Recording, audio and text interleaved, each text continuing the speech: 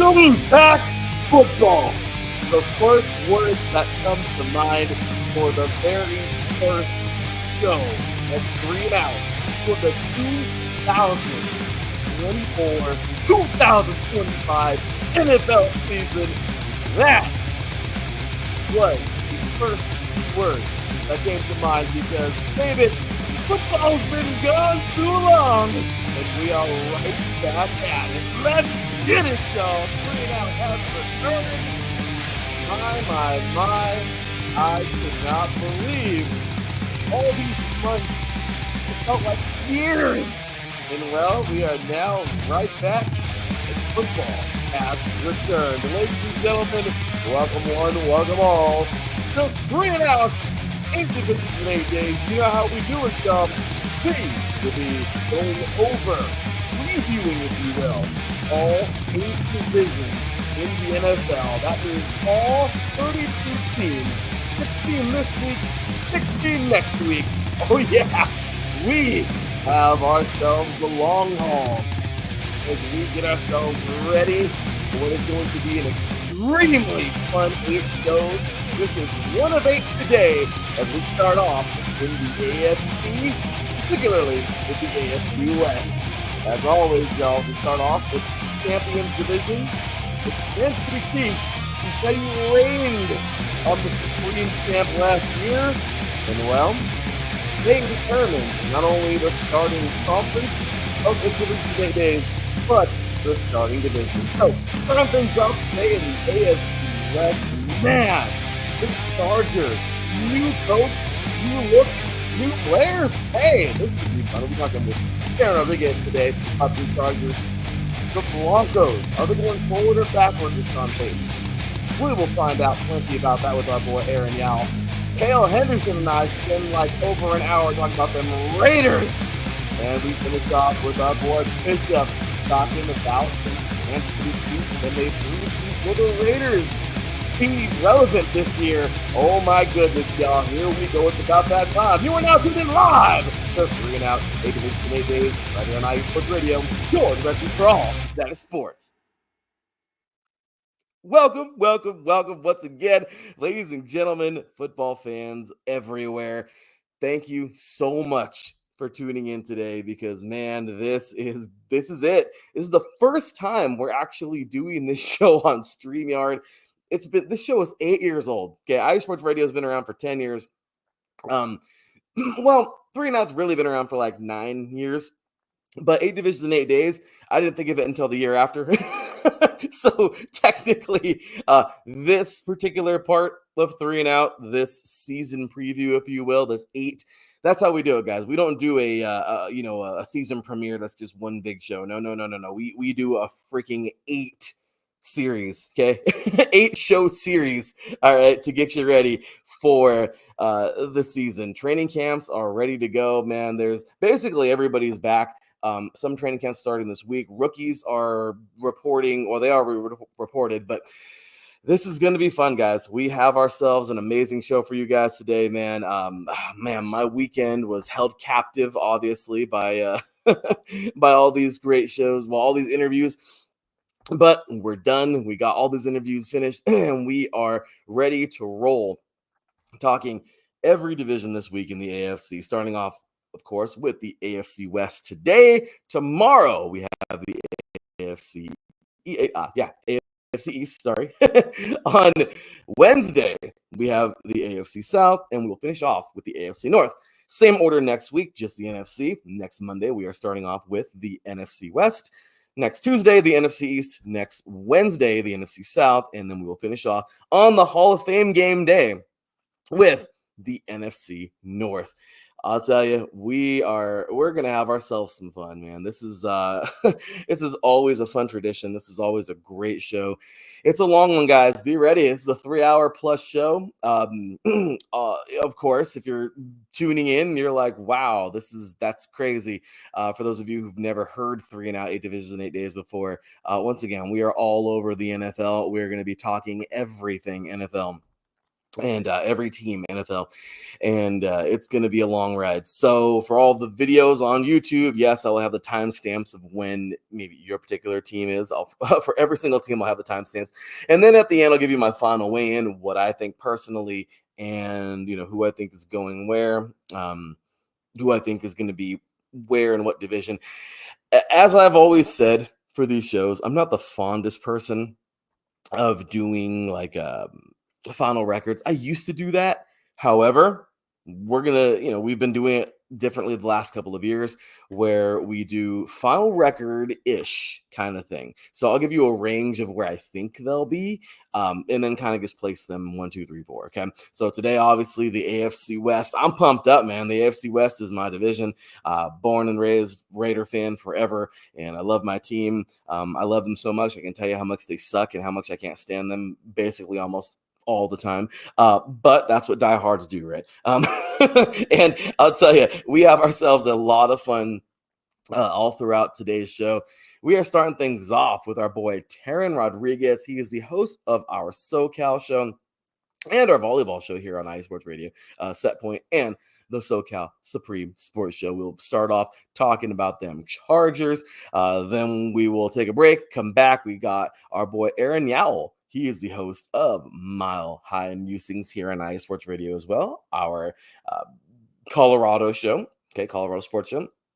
Take another break. Come back. We got Kale Henderson of Sin City Sports here on IE Sports Radio.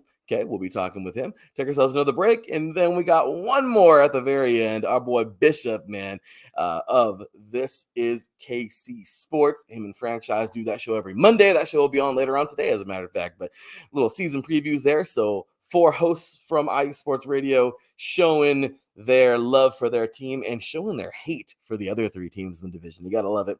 The famous stick it to them segment at the end of every show is, or at the end of every segment, is alive and well. Trust me, and it's getting better every year. So we had some good ones this year for sure. So, all right, guys. Well, here it comes, man. We're going to start things off quick. There's a little bit of an introduction there for the first show. And then you'll notice for all of these shows, I'll jump on, give a little quick introduction like I did right now. And then we're going to get right into it because, like I said, these interviews, some of them are pretty long, but they're fun. I'm expecting people to be tuning in, tuning out as per usual. The team they're looking for, the teams they love to root for, and some just stick around. Hey, maybe you're on your way to work right now. Maybe you're already at work and you're listening without the boss looking, maybe you're on break right now at work. Who knows? Okay. Or maybe you're enjoying this video somewhere, later on after the show ended, obviously, it's of course on all over these awesome platforms. Okay, check us out: Apple Podcasts, Spreaker, Spotify, iHeartRadio, Podcast Addict, all these places, man. Amazon Music / Audible, Castbox, Deezer, Podcast Addict, Podchaser, GeoSavin, just all these awesome places. And check all of those shows out there. All of our awesome shows here at iSports Radio. We are all over the place, man. So you want to show us some love. Also, give us a follow, guys, right here. iSports Radio. We are all over the place. X, Instagram, Facebook, TikTok, right here at IE Sports Radio. You got to show some love to our website, guys, because, man, we are just getting better and better over there. Daily updated website, always fun there. iSportsRadio.com. Also, grab yourself some merch, iSportsRadio.com /shop.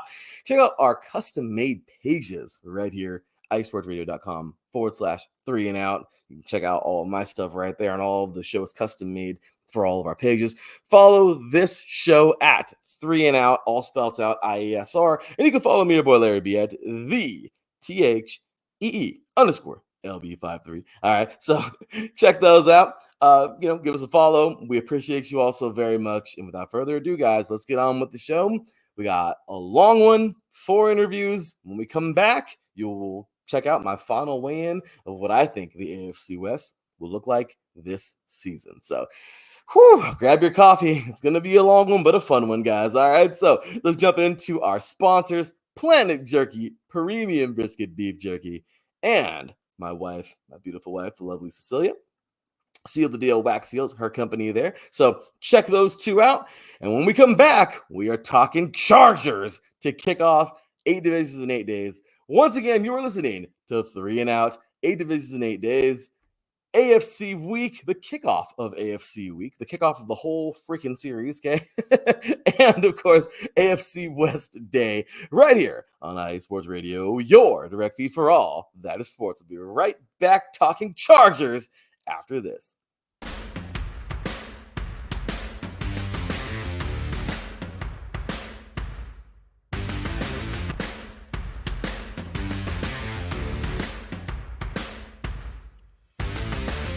IE Sports Radio fans, this show is brought to you by Planet Jerky Premium Brisket Beef Jerky. Planet Jerky is the official jerky of the 2022 California League champion Lake Elsinore Storm, single A affiliate of the San Diego Padres. This all brisket jerky has gluten-free options, contains no MSG, no sodium nitrate, is low in sugar, and high in protein. Go to their website at planetjerky.net and follow them on Instagram at Planet Jerky. Planet Jerky, the jerky that's on a whole other planet.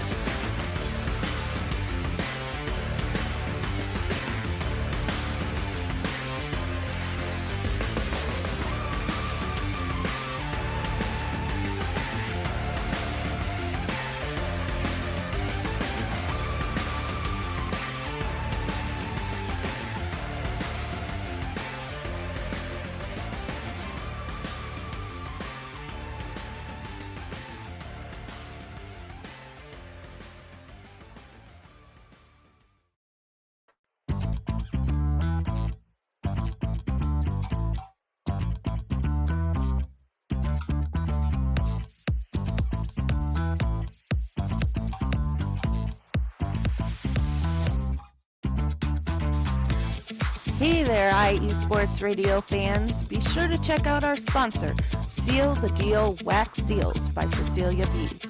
You just finished your very own wedding or baby shower invitations and you're looking for that extra special touch?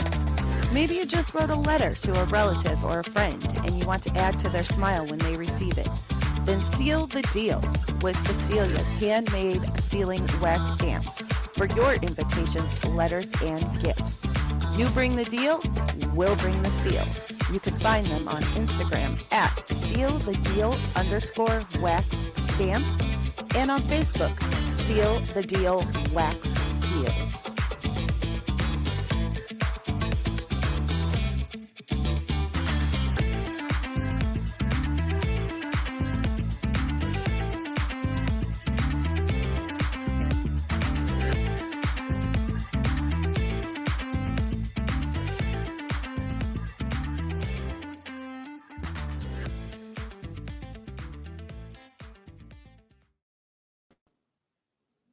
Welcome back, everybody. Football fans all around the world. Here we go. Team number 1 of 32 starts now. AFC week is officially underway, and we are starting, as I mentioned in the introduction, with the AFC West because the Chiefs won it all this year, or last season. Now we are on to this season. I know Terrence over here like, yeah, we want to put that in the rear view, and we will. But of course, starting things off, guys, with team number 1 this year. I picked them all randomly, obviously, and the Chargers came out on top this year. So, well, at least the first team to go on 8 divisions in 8 days. And here we go. So, ladies and gentlemen, he, of course, is IE Sports Radio Hall of Famer. He, of course, is the host of the SoCal Supreme Sports Show, the host of Set Point, and my co-host on 3 and Out College Edition right here on IE Sports Radio. Ladies and gentlemen, my dear friend, Mr. Taryn Rodriguez. What's going on, Taryn? How you doing today, brother? Hey, Larry B. Thanks for having me on. I appreciate you. I'm glad to be doing 3 and Out, 8 divisions in 8 days with you. Wouldn't want to be doing this with anyone else. Hey, brother, wouldn't want to have anybody else on here, man. So let me go ahead and fix that darn applause button. There we go. Yeah, there we go. It was pulling a Raiders. I'm sorry. It was all good.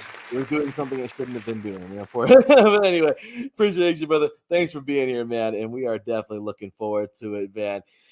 The Charge. Oh, look at she's got the shirt on and everything. Tommy Bahama, baby. Tommy Bahama. Love it. Well, Darren, here we go, man. We're starting things off talking about your Los Angeles Chargers. Darren, dude, last season, the Chargers were, I, oh my gosh. I mean, of course, I'm a Raider fan. We'll talk to Cal Henderson later on about the Raiders, but dude, last year, man, let me just pull this thing up for us here because the Chargers had a season last year. I don't know if it's a season anybody wants to remember if you're a Chargers fan, but Darren, to relive some of these painful memories for you guys, I'm sorry, open up old wounds here, but we'll close the door on last season for sure, coming up in a few moments here. But Darren, man, the Chargers last year started off with 2 L's. I mean, just right out the gate. You had a very, very good game with Miami to start things off. Tennessee, man, that was a great game there with Tennessee, but it ends up in a overtime loss for you guys, starting the season off 0-2. Will it be 0-3? It was a damn good game versus Minnesota, but you guys managed to pull this thing off and get the victory. You then went on over. That was on the road. Then you went home. My beloved Raiders went on over to visit you guys on October 1st, and we left with a loss. So the Chargers were starting out the season 2-2, very early bye week last year in week number 5.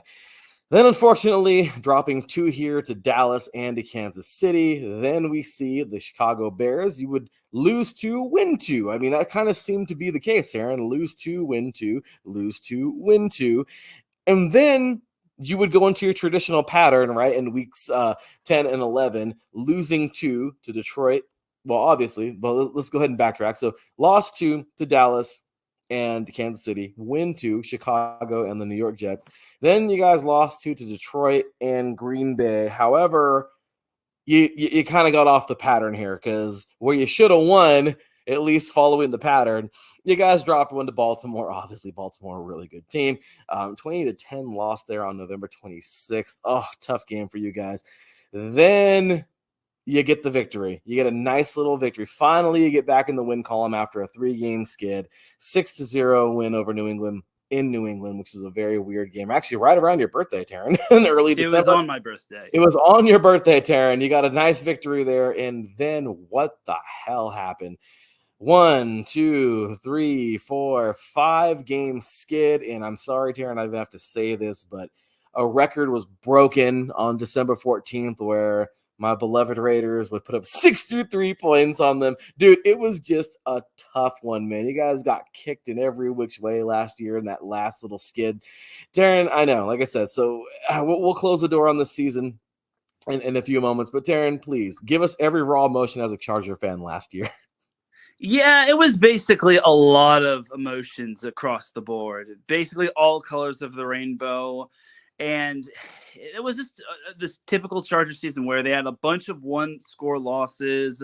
The Dolphins won and the Titans won were also backbreakers. And you mentioned that we basically had 2 losses, and then 2 wins. Well, some of those 2 wins didn't really come against the best of opponents, and nothing against the Raiders, obviously. I mean, the Vikings win, they were 0-2 and searching for answers. The Raiders still had Josh McDaniels, which eventually led to his firing. And then the Chicago Bears were starting Tyson Bagent. The Jets were starting Zach Wilson. And the Patriots, that game, they were starting Mac Jones, which it was super rainy. And even though the Chargers managed to beat the Patriots in Foxborough for the first time since, I think, 2004, 2005, back when they had Marcellus Wiley, it was an offensive ineptitude game just because it was such a downpour. But yeah, it was very frustrating. I should thank the Raiders, though. That Raiders game where the Chargers got drubbed 63-21, that eventually got Brandon Staley fired and eventually brought in Jim Harbaugh. So I actually have to thank the Raiders for that. So thank you very much, Raiders, for that drubbing. It kind of works both ways. It kind of reminds me of how the Raiders wound up getting, I wouldn't say drubbed, but they got beat by the Lions. And then eventually the pretty much next day, bye-bye to their head coach and welcome to Antonio Pierce. So yeah, it was a rough season last year. Justin Herbert getting hurt against the Broncos in the first meeting against the Broncos didn't help matters as we had to start. I forgot who. Easton Stick. Those were not fun times. And other than the Raiders game, the Chargers were surprisingly competitive, but they eventually went downward. Darren, it was a rough one, man. I look, even as a Raider fan, that was hard to watch for you guys, man. You guys got beat down like you sold something. I mean, it was just bad every which way. It was horrible for the Chargers last year, and it just, you guys couldn't get right, man. You guys couldn't find your footing, and it was a rough go. But hey, man, it's a new year. And we close the door on that. Goodbye last season, and we're on to this season. So, yeah, Darren's like, farewell, good riddance, get out of my life. Yeah, I get you, brother. I've had, once again, dude, Raider fan. I've had those pretty much every year as a Raider fan. So, anyway, yeah, dude. So, Chargers off season, man. You know, Darren, this wasn't horrible. I mean, I don't know. Let's take a quick look at it. Let's go ahead and pull it on up here. Because, yeah, man, the transactions this past year, I mean, taking a look at some of these going back to January, obviously, when your guys' season would end, there was some good stuff, man. You know, let's see here. Taking a look at Denzel Perryman, of course, was pretty big. Bradley Bozeman, okay, Troy Dye. You guys had some, you guys re-signed some players. You picked some players back up. Easton Stick is still there.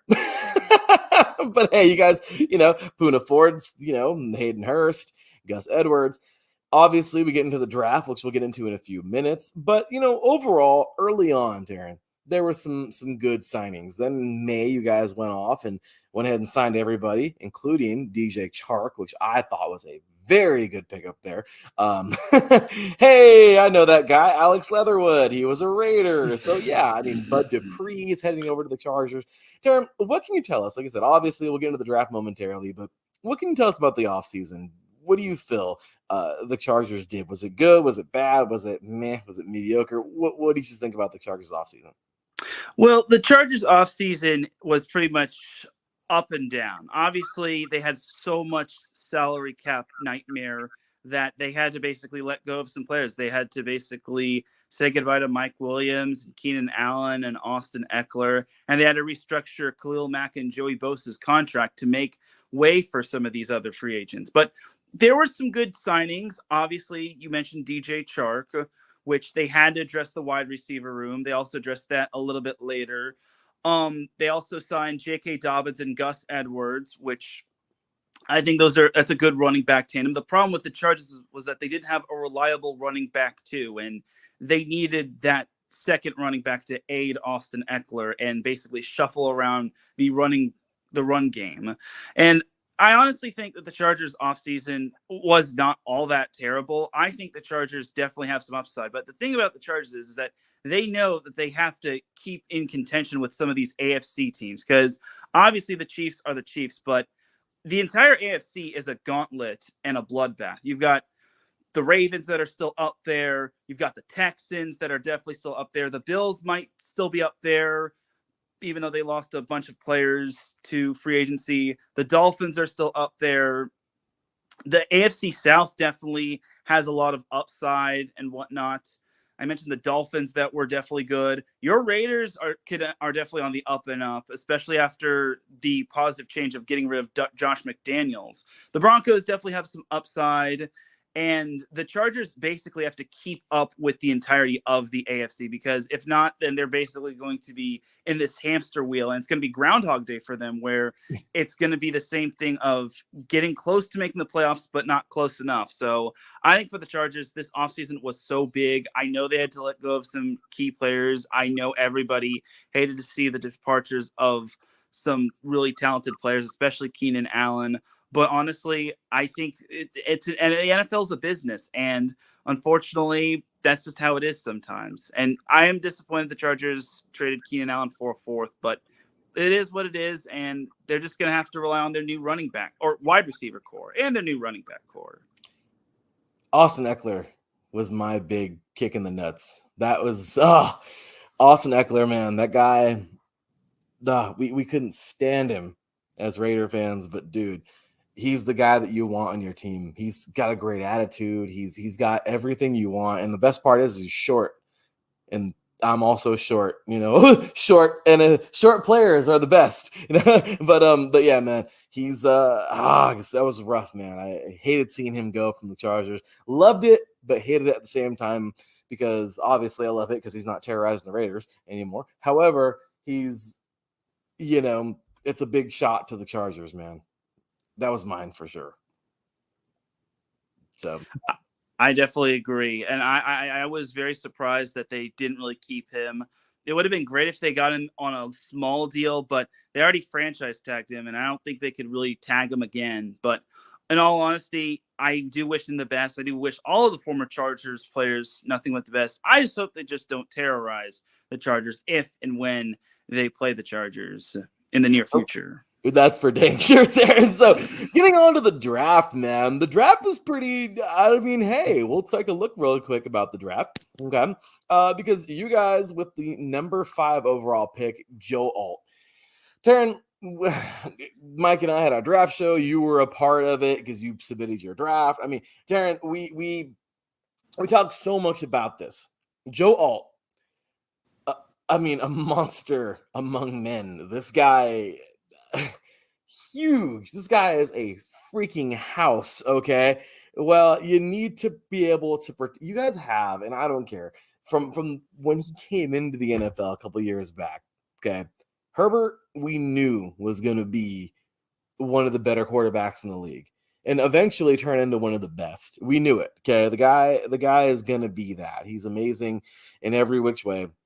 And I'm really glad that you guys have an actual, after Rivers, you have a franchise guy, and he's that guy. Well, how do you keep him healthy? You get refrigerator type gentleman like Joe Alt, to protect him, and he's gonna be one of those guys. I thought that was a blockbuster pick right there. I thought that was amazing. Good job. You guys got A+ all day from me for that one.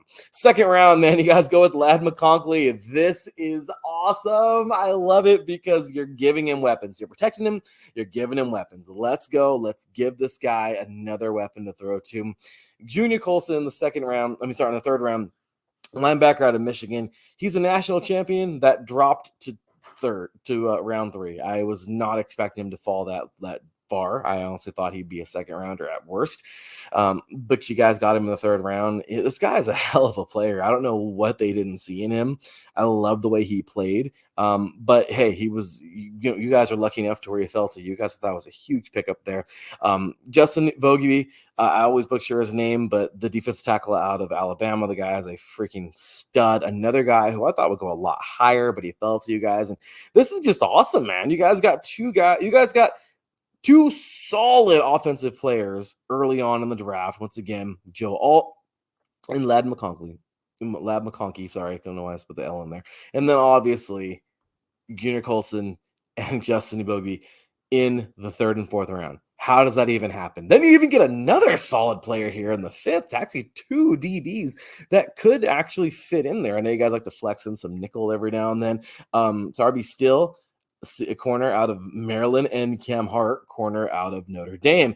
And, you see all this here. You got some later round guys, Kimani Vidal, running back out of Troy. And, hey, a guy that we know all too well, Taryn. We do College Edition, and we know our USC guys, obviously. Brendan Rice. I was not expecting for him to fall the 7th round, but didn't know what they didn't see in him there, but whatever. He's a Charger now, which is pretty cool. And Cornelius Johnson, wide receiver out of Michigan, another national champion there who falls to the 7th round. Darren, I think every one of these guys have a chance to make the roster, and I really do think that every one of them can contribute in some way.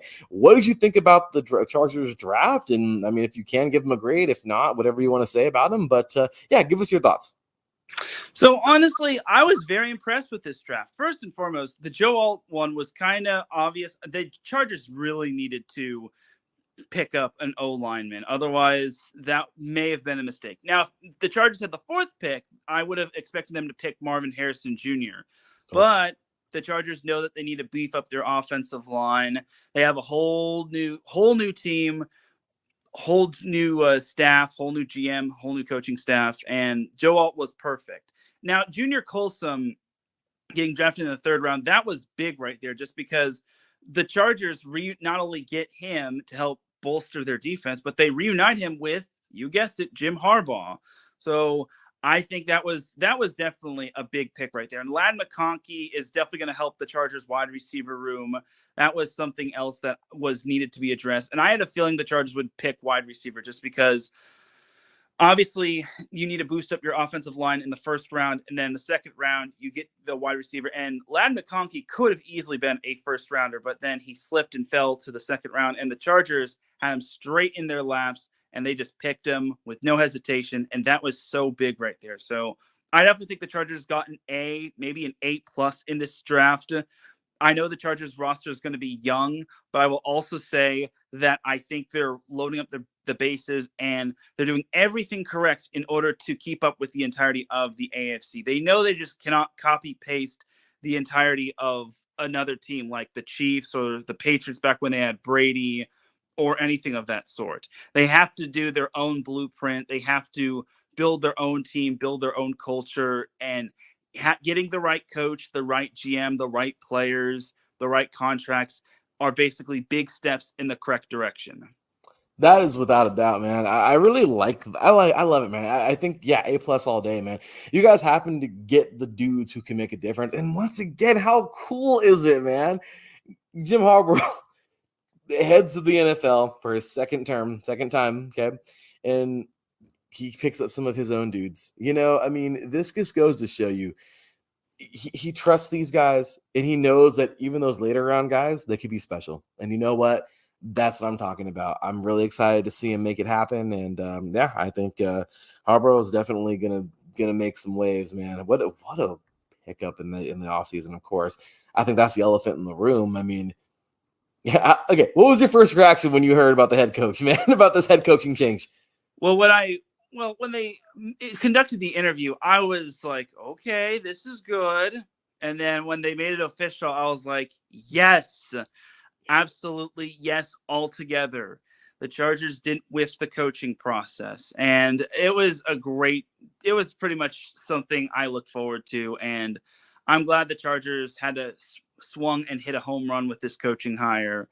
And with Harbaugh's experience, because he is a national champion, and with his prior NFL experience, I definitely think he can make the Chargers amongst one of the top AFC teams. Now, this first season is obviously going to be a little bit of a rebuild. Obviously, it's going to take some time to get used to the new roster with the new players and whatnot. But honestly, I think the Chargers are trending in the right direction. They have a lot of upside.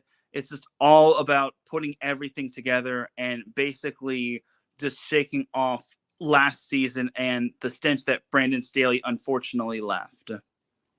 I love that, the stench that Brandon Staley left.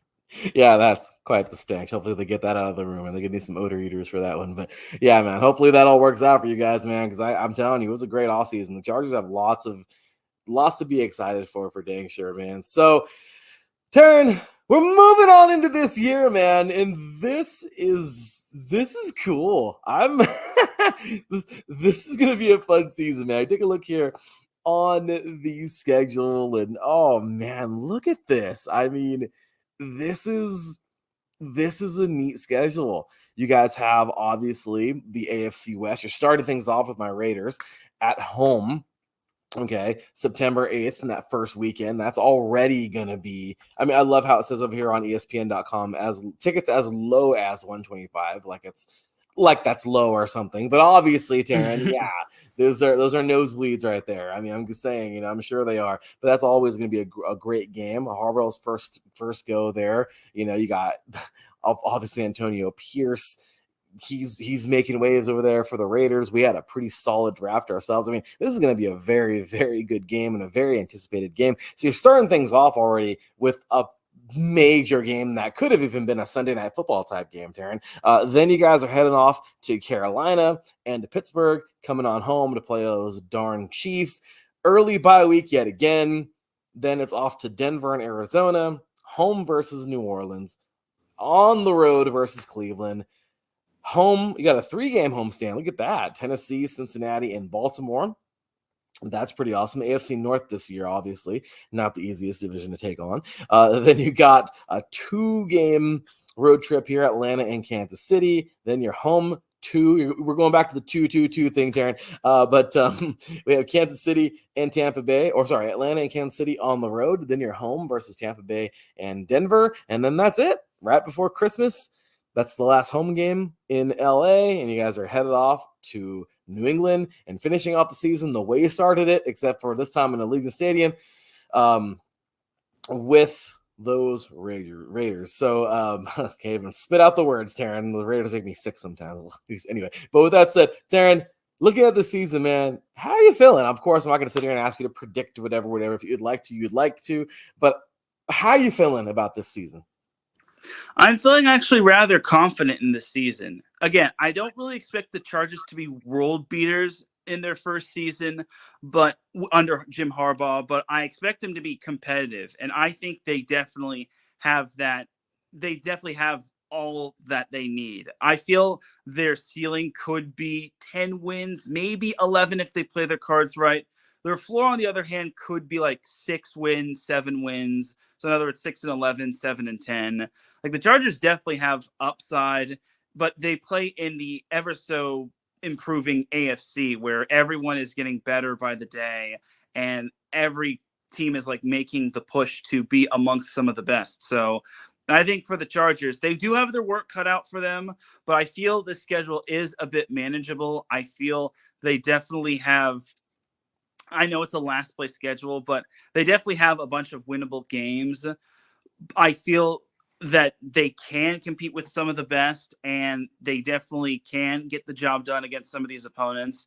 It's just all about executing for all 4 quarters and basically just outwitting the opponent, scoring more points than the opposing team and outwitting them. So I think going into this season, I'm feeling a lot confident, and I hope the Chargers can get the job done on the field.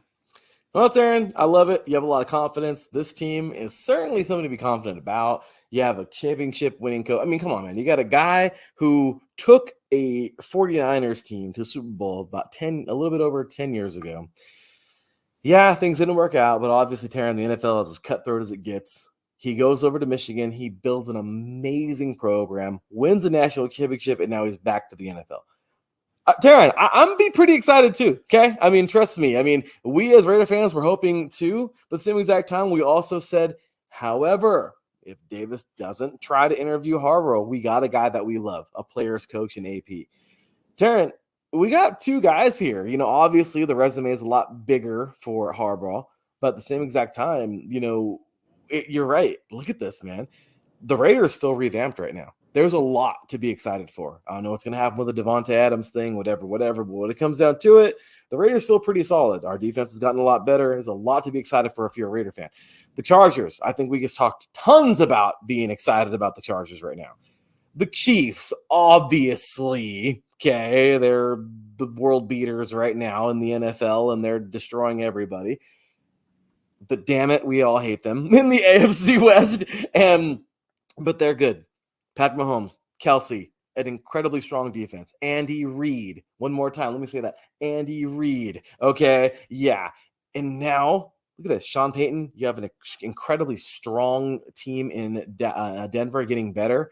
You know what? They're making some moves over there. The AFC West is must-watch football, man. I'm really excited for it this year and ready to go. So, Taryn, the time has come.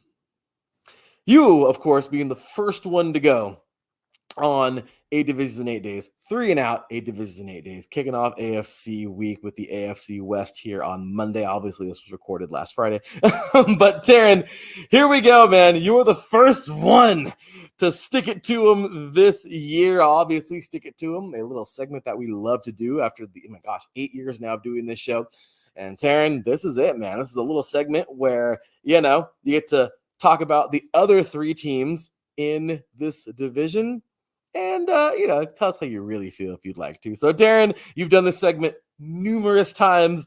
I don't expect anything different out of you this time, except for just getting better and better, I guess. Taryn, talk to us, brother, for the AFC West and to lead us off for the entire the entire 8 divisions in 8 days.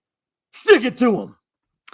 Well, I will just say, no matter what Chiefs, Raiders, and Broncos fans throw at me, no matter what they say about the Chargers, I'm still going to be repping the Bolt until I die. It's basically, you could throw all the slings and arrows and stones and torches and whatnot, but I will still be repping the Chargers till I die. So let us begin. So I'm actually going to start in top to bottom order. So we'll start with the Chiefs. Look, I was wrong about the Chiefs. I will admit that, but I thought they weren't going to repeat, but I will say I was wrong. However, look, lightning does not strike three times. Yes, I know the Chiefs are still the New England Patriots from the previous decade, the 2010s, but their run can't possibly last forever, right?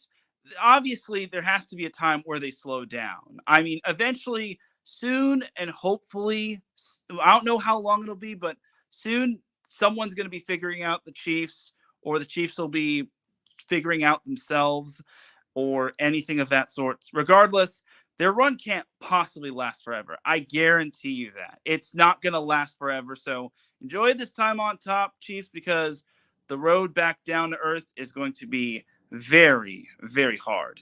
Now for the Raiders. Look, the Raiders, I actually have a lot of hope for. I think they definitely can do something. My only concern is this. Is Aiden O'Connell the guy going forward? I don't understand. It's like he is probably debatably the third or worst quarterback in the division. And he did a good job last year, but is he the guy going forward? Is he going to take the Raiders to the Super Bowl? Is he going to snap, a 20-plus year win streak without a playoff game? I'm sorry to mention that, Raiders, but is Aiden O'Connell the guy? And that Devontae Adams contract is nasty, and he's not getting any younger. So unfortunately, do I really think the Raiders can go deep in the AFC? That depends. They're going to have to roll the dice and hope that it doesn't come up snake eyes. And then for the Broncos, I don't know what Adam Rank of NFL Network thinks that the Broncos are going to win 10 games, but I don't know. It's like the Broncos just don't have that it factor of winning 10 games because they lost majority of their roster. They have Bo Nix as their quarterback, who I think some of the younger quarterbacks currently in the NFL that aren't rookies are probably older than him. I just don't know with the Broncos. I don't see what's so special about the Broncos. And this is no offense to the Broncos. Obviously, they tied for second in the AFC West last season, but that's a big asterisk right there because Raiders had them in terms of tiebreaker. So I just don't see what people think in the Broncos of potential, just because the Broncos lost so much of their talented players like Justin Simmons, Russell Wilson. They have Bo Nix as their quarterback. They lost Jerry Jeudy, and so on and so forth. It's a miracle that they still have Cortland Sutton. So I think for the Broncos, if there's going to be an odd man out, it's got to be Denver. I know people are saying, I know what I said when I said the Chargers floor could be 6 wins, but I just don't see how they'll get 6 wins with the last place schedule like that. Because the number one thing with the Chargers is that they play every team tough for the most part. They expect a one score game. And that's the rule of thumb with the Chargers. Expect a 1-score game. And for me, I think the Chargers will be on the right side of those 1-score games just because they had a bunch of those 1-score games where they definitely could have won, but unfortunately inept coaching and bad defense just unfortunately reared its ugly head. Now that ugly head is now tucked away and is not going to be coming out anytime soon. So I expect great things this season, and that's pretty much my stick it to them. Well done, Mr. Karen Rodriguez. That was awesome. For the way to start us off, and way to lead us off for Stick It To 'em, all 8 divisions and 8 days long here on 3 and Out on IE Sports Radio, your direct feed for all that is sports. Taryn, that was awesome, bro. Thank you for jumping on today, man. We are just getting it today. Starting off with some fire. I love it. Starting things off with the Chargers. Next up, we got the Broncos, talking Raiders, and ending the show with the Chiefs. So hopefully you guys are enjoying this show so far because it is already a fun one with Mr. Taryn jumping on in. So, brother, that was so awesome, man. Thank you so much for being here today, making some time for us, man. Of course, before you go anywhere else, brother, let us know where all these diehard Chargers fans can find you. You can find me on X, formerly known as Twitter, at Taryn Rodriguez1. That's where I'm mainly active on social media. And you can also follow me when it comes to my volleyball content, on SoCal Supreme Sports Show at SoCal Show IESR. That's when I do the SoCal Supreme Sports Show. And then for my volleyball content, it's at set_point IE on X, formerly known as Twitter, and on Instagram, it's at set_point IESR. So there's an SR for Instagram at the end as well. So that's pretty much my socials. And again, thank you for having me on, Larry. I look forward to seeing this back on the playback, hopefully, if I'm not at work. I know. Work, ew. Something we all got to do, right? Got to pay the bills. But Darren, appreciate you, brother, man. That was so much fun having you on. Glad to have you. Well, we ended things off now with, we started things already, all right? So we have one team down in the AFC. We got 15 more to go. By the end of the show, we'll have 12 more, obviously. So here we go, guys. Just finishing up with Taron Rodriguez and the Chargers. Next up, guys, we're heading on. I guess, if we're here in Cali, we're headed east to head west. That's kind of funny. But we're heading on east now to a Mile High to talk with our boy Aaron Yao with those Denver Broncos coming on up next. He's the host of Mile High Musings here on IE Sports Radio. Oh, that's going to be a fun one. With that said, guys, that will do it for this segment. When we come back, we're talking Broncos with Aaron Yao. You were listening to 3 and Out, 8 Divisions in 8 Days.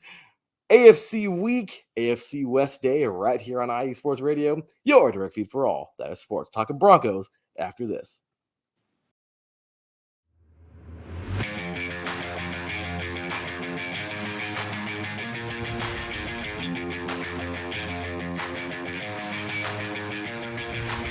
What's happening, sports fans? Are you a fan of Southern California sports? Are you looking for a show hotter than a hot summer day in California? Then look no further than the SoCal Supreme Sports Show, where I talk about all things Southern California sports. That's right, all sports teams from Southern California. From the hard-hitting tackles of the NFL, to the killer crossovers and big three-pointers of the NBA and WNBA, to the grand slams of the MLB, to the bone-chilling goals of the NHL, and to the booming kicks of the MLS. The SoCal Supreme Sports Show has it all for you. Oh, and let us not forget about the college sports as well.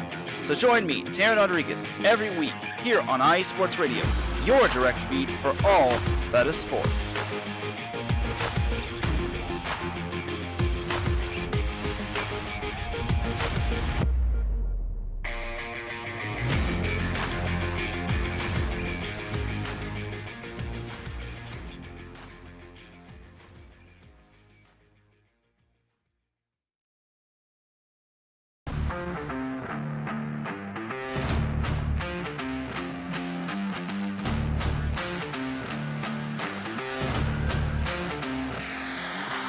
What's good, fight fans? It's your boy, Marcus Rose Rate, here to give you what you want, here to give you what you need. Yeah, man. Yeah. I'm coming to you live, straight from your mama's basement with a crispy, awesome white tea. They're coming to you live every Tuesday at 10 p.m. Eastern Standard Time. Powered by IE Sports Radio, your direct feed for all that is sports.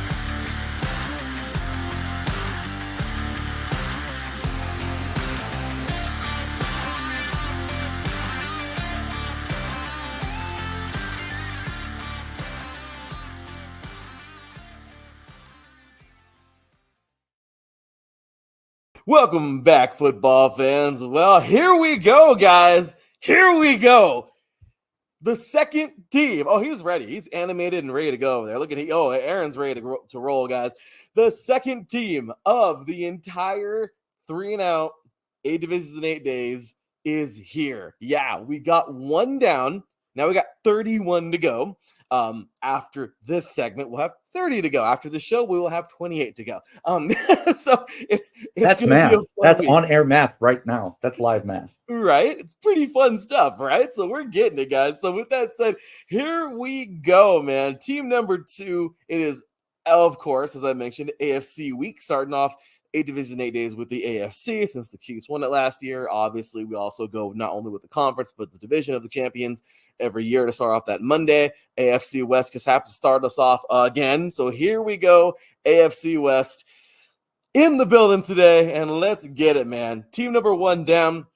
We just had an awesome segment with Mr. Taron Rodriguez. Taron told us all about his Chargers, and well, now we headed east to head west. Think about that one. To talk, well, we went a mile high, and here we are now on top of the mountain, getting ready to talk about them Denver Broncos with none other than the host of our show that is a mile high musings here on IE Sports Radio. Ladies and gentlemen, welcoming, of course.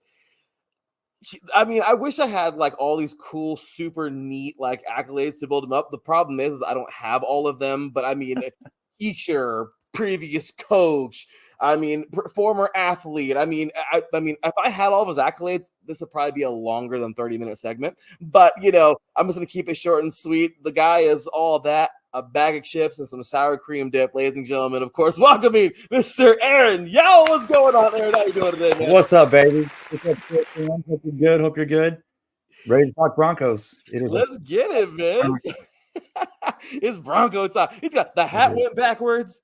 Oh yeah, the hat went backwards. The shirt's on. He's ready to go, man. So oh yeah, he's ready. So here we go, man. Let's get on into these Broncos. Well, first things first, Aaron. Let's just go ahead and just jump right on into last season. I know last season was a weird one. I gotta throw this up here. Obviously, I know some of this is probably gonna pain you to see this again. You're probably gonna be like, I'm leaving, but yeah, Aaron, some of this is just kind of crazy.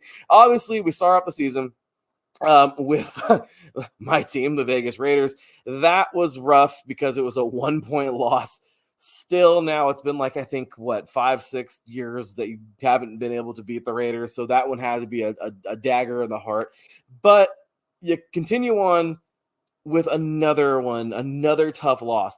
These hurt, I think, way worse than blowouts, man, because they're so freaking close. But another tough one here from Washington, another tough loss there. And then just the blowout of blowouts.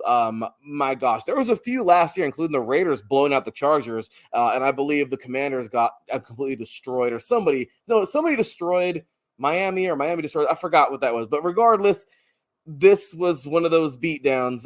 Ouch! And then you guys get a comeback victory. Thankfully, after a 3-game skid, you get a nice victory over Chicago on the road. That 2-game road trip ends, and you go back home to, unfortunately, another 2-game skid, losing to the Jets, and then on the road in a very hard-fought loss. Man, this was a close one. You got this game could have went either way. Lost there to the Chiefs.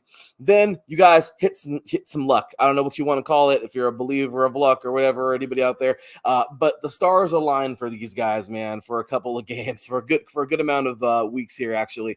Winning Green Bay and Kansas City, then a bye week, but then it didn't end there. Head on over to Buffalo, a place that's not easy to win versus a team who's not easy to beat. You beat them. Then you head home, beat Minnesota by 1 point. One goes your way finally, one of those close games. Then you stay home, get a nice victory over Cleveland. Aaron, then what the crap? Go on the road. Houston was a great team last year. Damn near beat them, but you fall short. Get a victory over the Chargers, then a 2-game skid to Detroit, and another home loss, unfortunately, to New England. But you get a nice victory at home over the Chargers to end off the season, and then head on the road to yet again fall to the Raiders. This was a season, and what I mean by that is I don't even know what you want to call it. But Aaron, please give us every raw emotion as a Broncos fan last year. Well, I'm going to tell you right now that the 1-5 start, that's obviously going to kill you no matter what. That 5-game win streak in there, including, with the bye week sandwiched in there, that gave us a lot of hope, which was crazy because all of a sudden we're 6-5 and we hadn't seen the north side of 500 in a couple of years. But of all those losses, obviously, like, I think anybody who tuned into my show the night after the Miami loss, they got a lot of raw emotion, and thankfully I flushed that.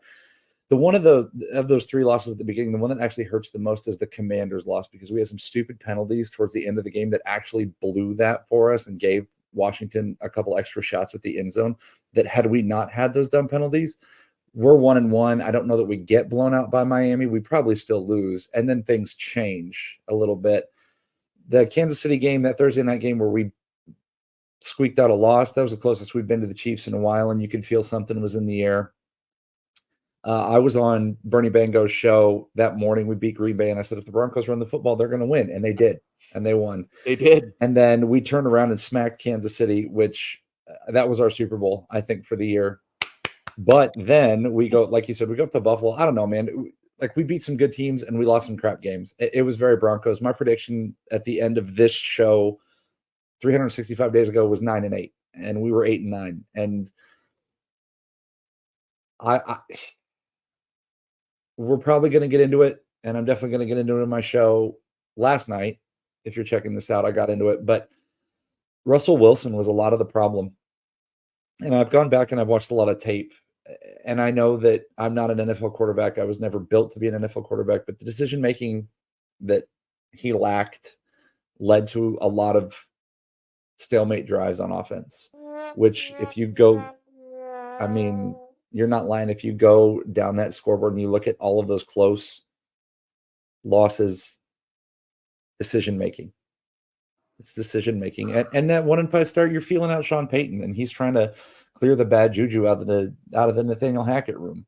So all that to say, we almost hit my prediction, and I'm very much looking forward to talking to you about this year. And that's what we're doing. We're getting rid of this. So peace out. We're getting rid of that crap. It's goodbye. Yeah, because last year, man, I love Russ. I always have since he entered the league. But my goodness, if there was ever a bad season that anybody ever had in the history of sports, last year with his season on the Broncos was that season. I mean, Murphy's freaking law, man. And I was excited. The year before when we got him, I was excited because I thought, okay, come here, resurrect your career. We did the whole Peyton Manning thing where we brought him in when the Colts didn't want him, and then he was the MVP, set a bunch of records. A couple years later, with a duck arm, the defense wins him a Super Bowl. I went, okay, cool. Give me that Russell Wilson. And that was never meant to be. So fortunately, you didn't get that Russell Wilson. You got like the Walmart version. We got the great value brand Russell Wilson for sure. The great value. The one with the really high sodium that you shouldn't see on the back, but no one ever looks at, Lots of MSG and bioengineered organisms that you're not supposed to consume.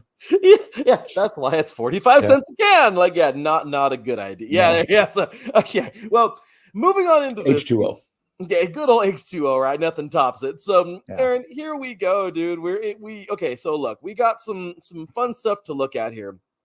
Okay, with the transactions. Now, obviously, we're going to get into the draft in a few minutes, but looking at this, man, back to January, I mean, look, we obviously know that teams like, I don't know, the Raiders, Broncos, Chargers, those seasons were over, obviously, at the start of January. So, it was time for the offseason at that point in time, and definitely for you guys.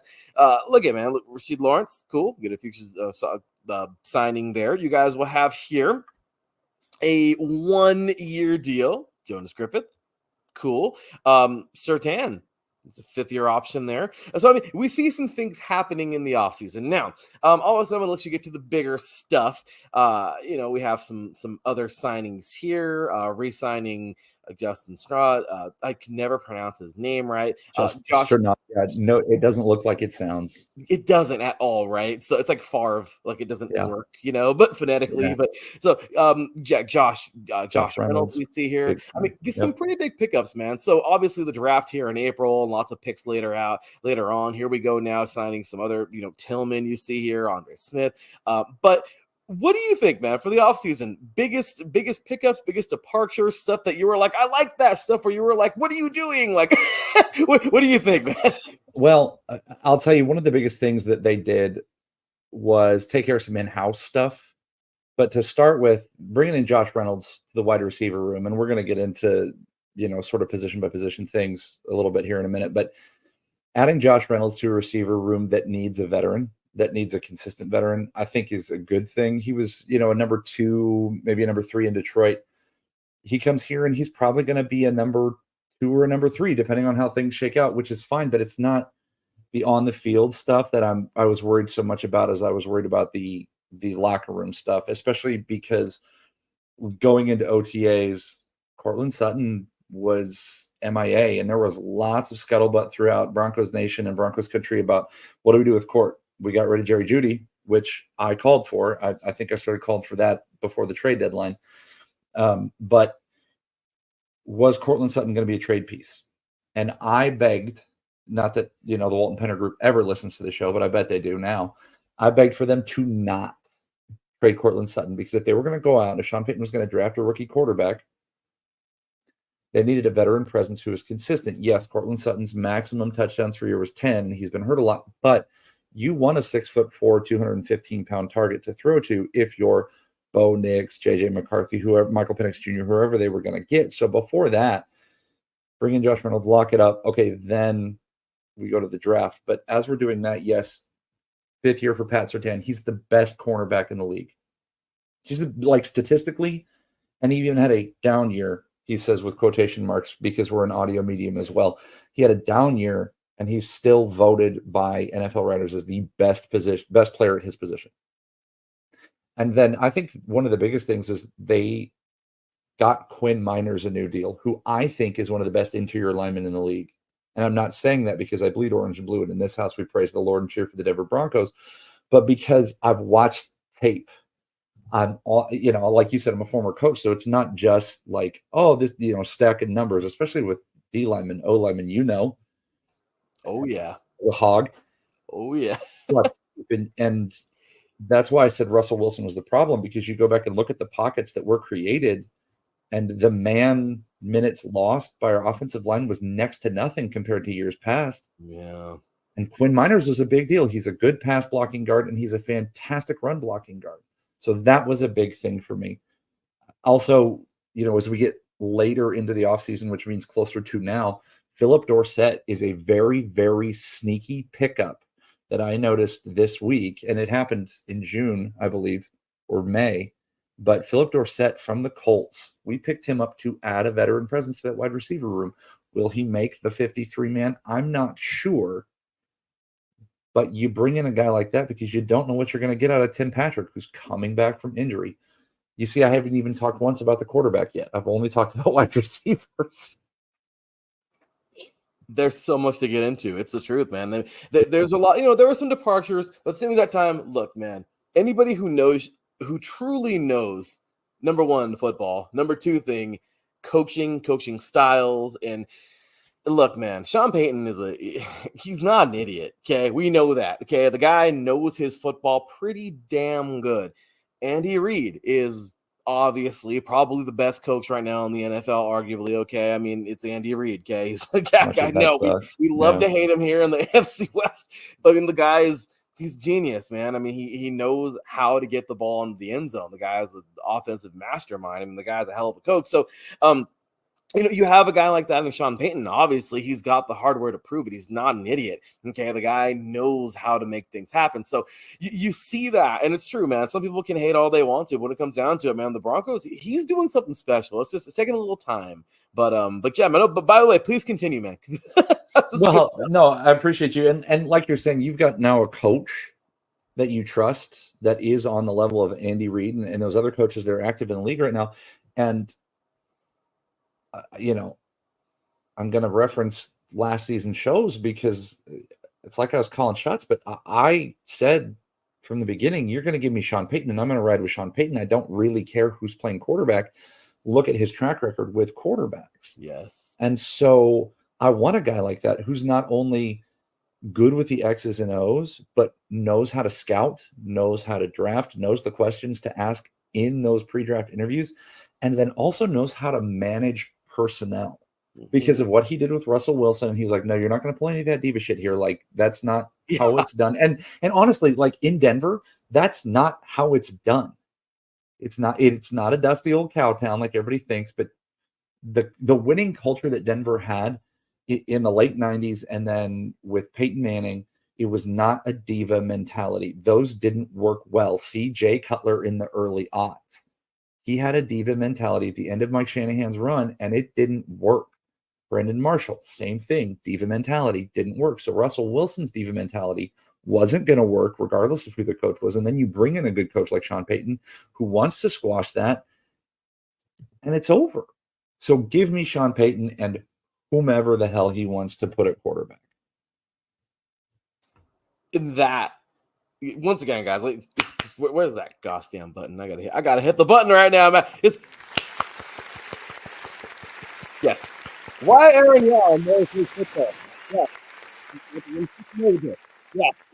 If you want more, I mean, we're not even to this part of the damn thing yet, but if you want more of this hot fire, okay, right here, okay, and right here, okay, on X, Big A Owl and Mile High _IESR, I'm just saying, you're going to want to tune into a show Sunday evenings. The guy pulls in crowds of over 100 on a Sunday night, and it's late Sunday night. It just goes to show you he knows what he's talking about. So, again, another, good stuff there. Aaron, my gosh, man, good stuff there. But let's just get on over to, I don't want to call it the elephant in the room, because I think the entire season, the off season, was the elephant in the room, because everyone was going, what the hell is Denver going to do? Because this is just a mess, and we have to clean the mess. Obviously, the departure of Russell Wilson was a big one. I like you talked about the few veterans, Dorsett, Reynolds, you definitely talked about. However, and I like how you stopped right there at the quarterback, because, well, the draft was as advertised. It was going to be a fun one this year, and, well, here it is, Aaron. Here it is, man. The draft, wow. I mean, any surprises here? But 12th overall pick, Bo Nix. I'm a Pac-12 guy, even though the Pac-12 is like a dinosaur. It's dead. I was a Pac-12 guy for a lot of years too, so it's dead now. That's extinct. Let's go Big 12. Hate it, but we got to see this guy, okay, for a good amount of years. Bo Nix, just doing Bo Nix things. You knew he was going to be special when he got to the league, and, well, now's a chance to prove it with a Super Bowl. I wasn't say veteran head coach, but a Super Bowl winning head coach. Okay, a guy that knows what the hell he's doing, putting together an offense. And, well, if he selects you, this is your chance, because this is the only chance you may ever get in the NFL to be that star. So this is it. The NFL stands for not for long. Am I right, Aaron? So, yeah.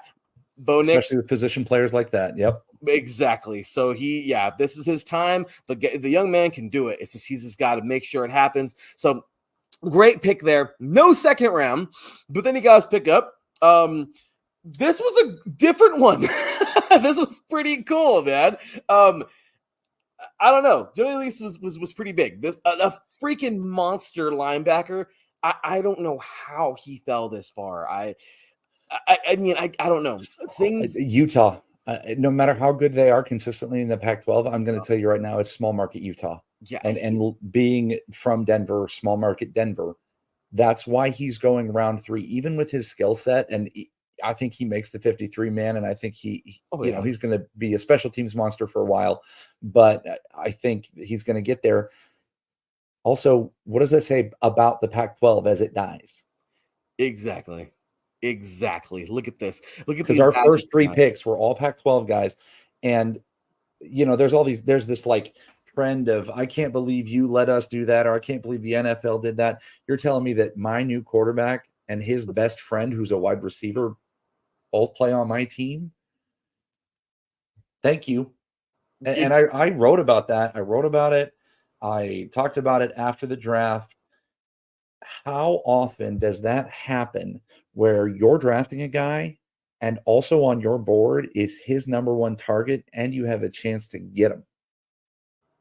That's something that doesn't even happen. All right. That was pretty cool. Look at that. You get Troy Franklin in the 4th round. I mean, once again, look at this guy. Teammate, another beastie monster here. A guy that can totally make things happen. 4th round pick is a steal. Chris Abrams drain. This is where we start seeing either guys who are gonna either practice teamers, guys fighting to make the roster, or whatever. But at the end of the day, special teamers possibly. This dude, pretty solid player here, I think. Just, obviously some developmental, but this is what the coaches are paid for, right? Audric Steve, this guy right here, another dude out of Notre Dame. A lot of people loved him at Notre Dame. Some people just thought, he wasn't all that. Regardless, he still makes it. I know he's not the tallest guy, but he's definitely like a bowling ball. This guy reminds me of Tolbert, if you remember him, obviously, from the Chargers years ago. This was awesome. I mean, I know there's a guy named Ball that used to play for the Broncos. I can't remember, but he really was. Remember Monty Ball? Oh yeah. He has that kind of strength. You know what I mean? Yep. He has that type of. So I don't know. I mean, hey, he can totally be developed. Devon Vale. Hopefully I'm pronouncing his name right, but another guy out of Utah. Once again, here you go against 7th rounder, but it's okay. He's coming on in. They was good enough to get picked up, and then of course. I will not even try to. So Nick Gargiulo. Oh, he's one of me. He's getting full Italian mobster. I love it. But I'm going to tell you right now, like you get through those picks that we did, and we're going quick because we've got this much time, and we could take hours. But if you were to stop at Audric Estime from Notre Dame, all those dudes are going to make the roster.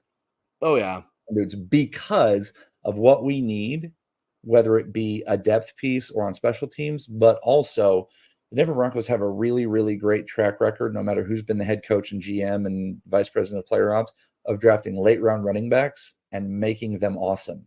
See Terrell Davis. When you get into Devon Vale and you get into Nick Gargiulo, those are guys that are going to make practice squad at best. Honestly, they're going to get some run in the preseason here, but those are going to be your practice squad guys. And somebody like Devon Vale, who's a big target, kind of that tight end hybrid, he's the Tim Patrick replacement. And once we get through the draft and we talk about like who's coming back and things like that, like we'll kind of go there more. But I think all of those guys that were drafted rounds 1 through 5, they're going to make the 53-man. And Audric Estime is coming off of knee scope surgery during OTAs. He was still there and still present, but he didn't get. It's lids, so you're not getting contact. But like you said, he's a big, strong dude. He reminds me of Chris Anderson or CJ Anderson, who was on the Peyton Manning team that won the Super Bowl, and Anderson was the one that won the AFC Championship game against the Patriots. He runs like that. He's built like that. Perfect for what Bo Nix needs, and especially in that running back room. I remember that actually, man. Anderson was a freaking monster. So I mean, taking a look at all of this, I mean, Aaron, you have a solid. I mean, the draft, obviously, to me, that was an A. You knocked it out of the park. And you and I'll say that, and we're AFC West guys, but we're football coach guys, and we're right. ex-athletes, and we see that as an A. And because we're not the 4-letter network, they don't. They see it as a lose, and they've seen that this Broncos offseason as a big F. And we have one of the worst rated rosters in the league going into training camp, which I think is. So it's small market hate, because look at the players. Don't tell me, what years they are. Look at the players and look at who's calling the shots and some of the moves that they've made on the coaching staff. Like we have a pass game coordinator now who was a very, very, very good defensive back in the NFL, and Jim Leonard. Exactly. I mean, once again, I love it, man. You're spitting the facts. You're saying things how they should be said, because it's the truth, man. I mean, you look at. Obviously, once again, X's, O's, Jimmy's, Joe's. I mean, you look at who is needed. You know what I mean? Like that's what people forget that. Everyone feels that, okay, because my roster doesn't have Patrick Mahomes and Travis Kelce on it, they're horrible. I'm sorry. No. You don't understand. And obviously, as a former, once again, to former athletes here, college, okay, playing and the college level, the high college level here, okay. Obviously, former coaches, you know what to look for. Look, you know damn well, okay. I know for damn sure, okay. The reason why I was a nose guard starting, okay, as a 5'9" nose guard, okay, at varsity as a sophomore, is because I squatted 505 pounds. There was no other reason.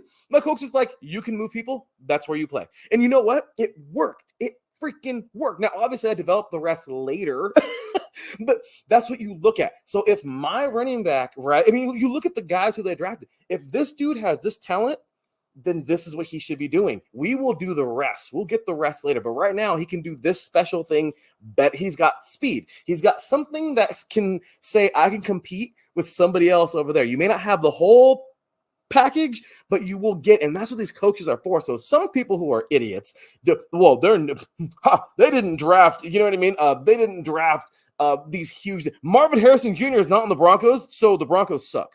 I mean, you know what I mean? So you get those guys. Yeah, and there's one Patrick Mahomes in the NFL. I don't know if anybody else realizes that, but we're not going to have it, and that's fine. And you know, as a coach and a player, and me as a former coach and player, like there's something to be said about going, but these are my guys. Yes, these are my guys, and I'm going to ride and die with them. I'm going to go to war with them. I don't care. And you know, the NFL is all about bulletin board material and this, that, and the other, and we can get into that or whatever.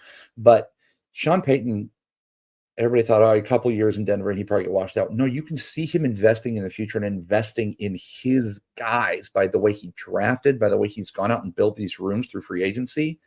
And it doesn't have to be splash. When we got Peyton Manning, that was the splash. And then what did we do after we got Peyton Manning? We plunked and then won a Super Bowl.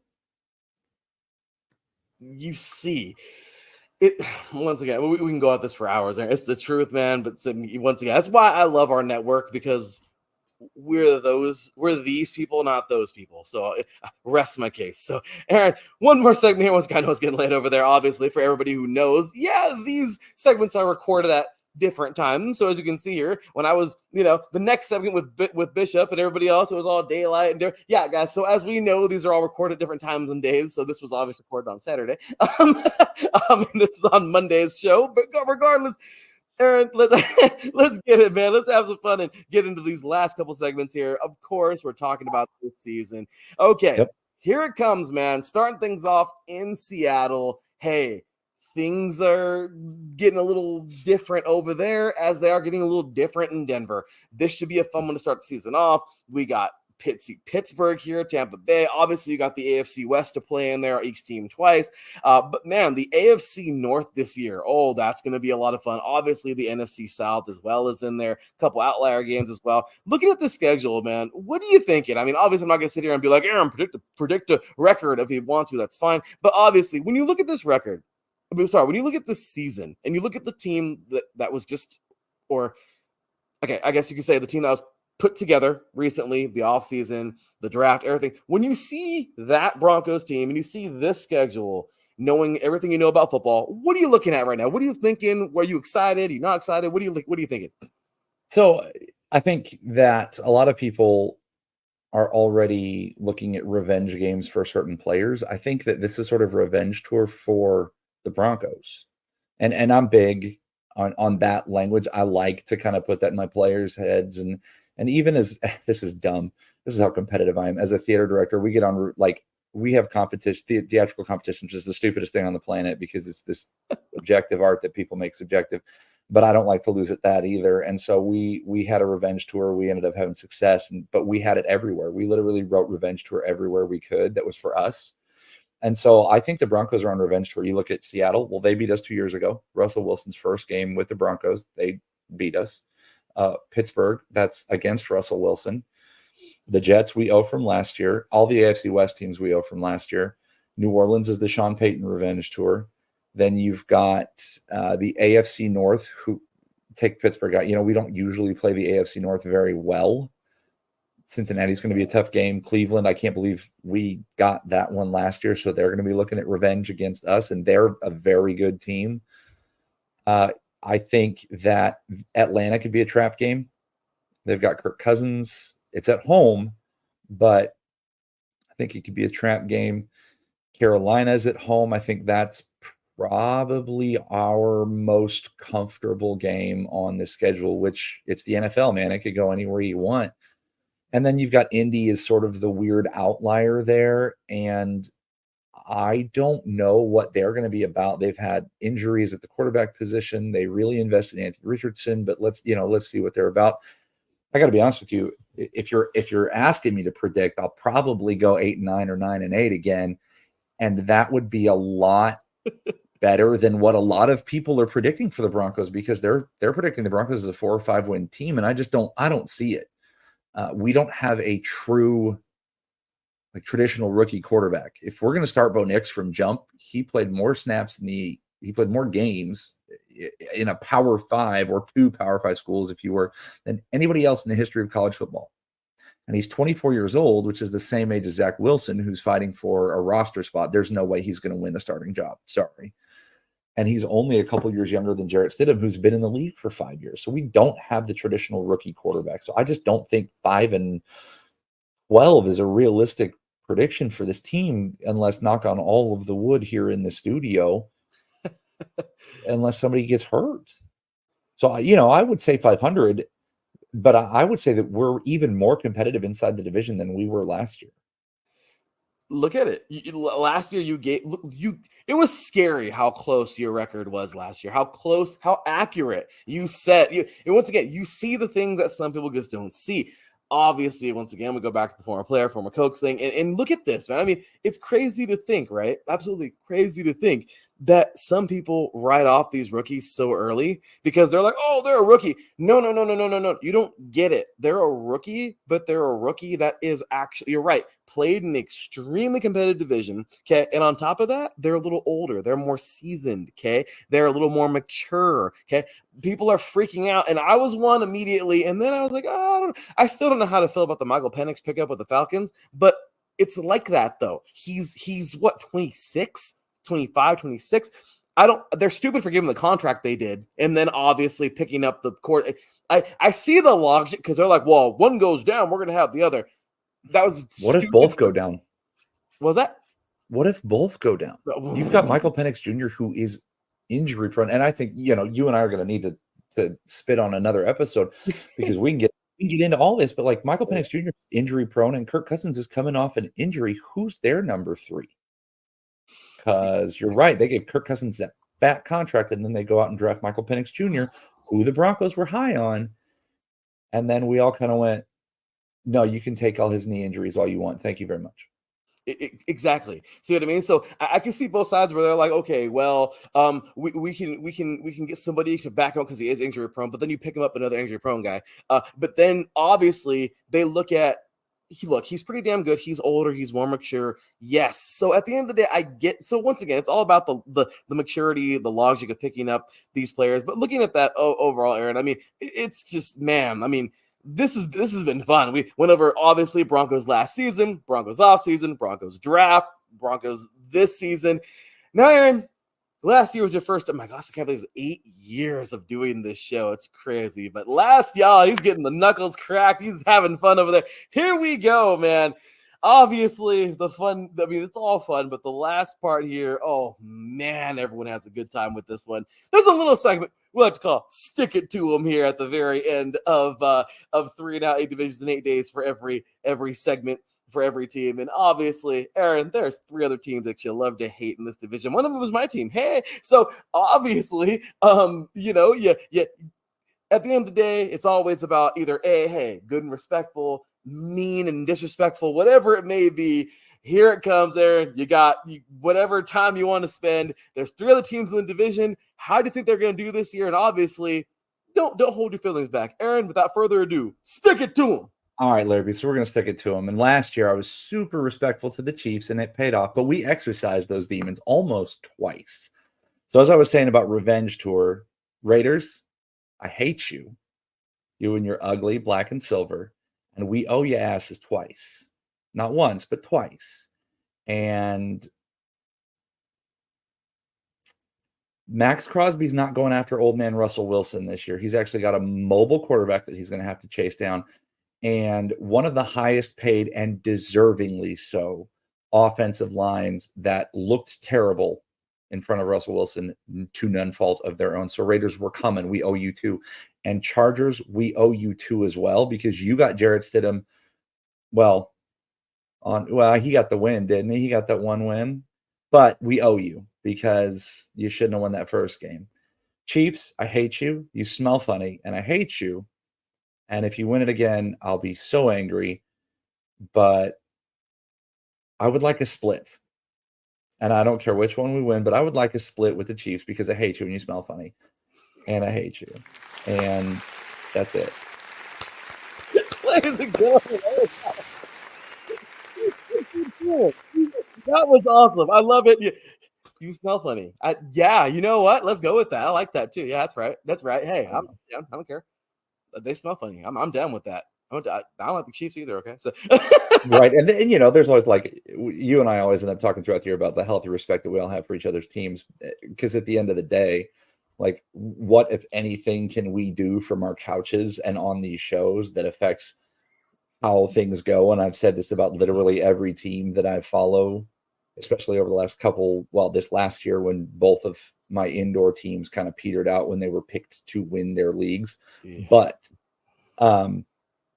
it's insane how incredibly good the AFC West can be. Yeah. It's scary. It has to be scary to the rest of the NFL. It really is, isn't it? I mean, this is going to be a fun year. I'm excited for it. Aaron, of course, please, I said it earlier, give this man a follow at Big A Yowl on Twitter or X or whatever the hell it's called nowadays. Twitter X, show him some love, man. He's got some great stuff at milehigh_IESR. Aaron, any last closing statements before we're out here tonight, man? That was awesome as always, man.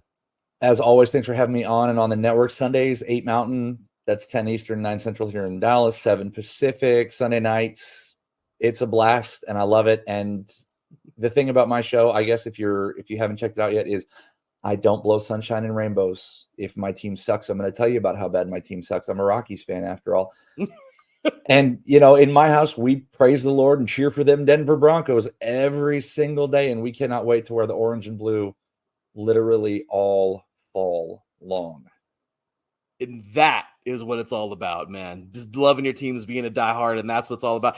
Aaron, now, once again, brother, I'm thank you. Staying up a little bit with me here on a Saturday night, man, for this show here on Monday. Hopefully you all enjoyed it, because I know I definitely did. What an awesome segment. Aaron, with that said, we appreciate you, brother. Hang tight, everybody. When we come back, we are going to head back west now to Aaron's favorite place, Sin City. Just kidding. We're heading out west to talk, of course, them Raiders coming on up. We finished up with the Chargers. We finished up with the Broncos. Now we're off to the Raiders. And after that, obviously, we're talking about them Chiefs that apparently smell funny, according to Aaron Yow. So I'll take that. So that's it, guys. You are listening to 3 and Out, 8 Divisions, 8 Days, AFC Week, AFC West Day, right here on IE Sports Radio, your direct feed for all that is sports. We'll be right back talking Raiders after this.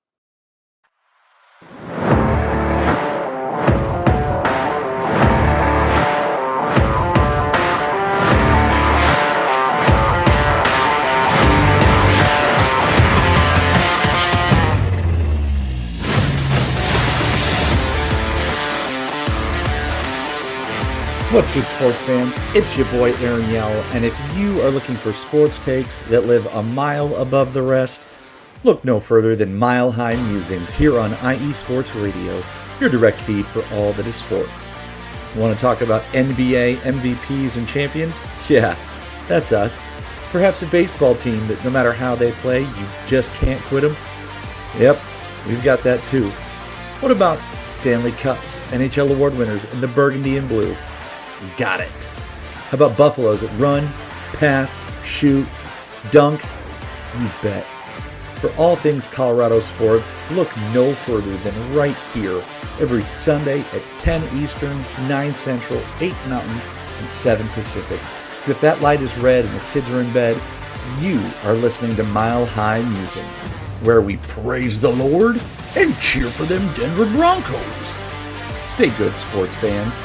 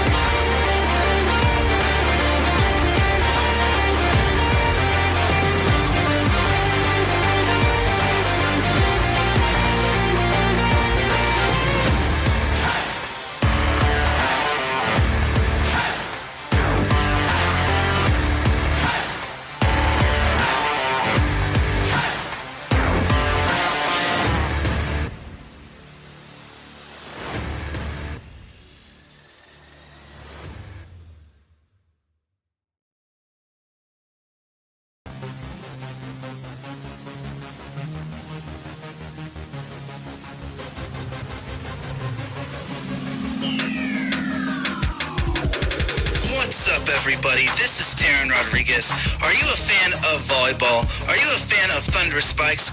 Then I have the show for you, Set Point, where I cover NCAA men's and women's volleyball, high school boys and girls volleyball, beach volleyball, and even professional volleyball. Catch the action every week here on IE Sports Radio, your direct feed for all that is sports.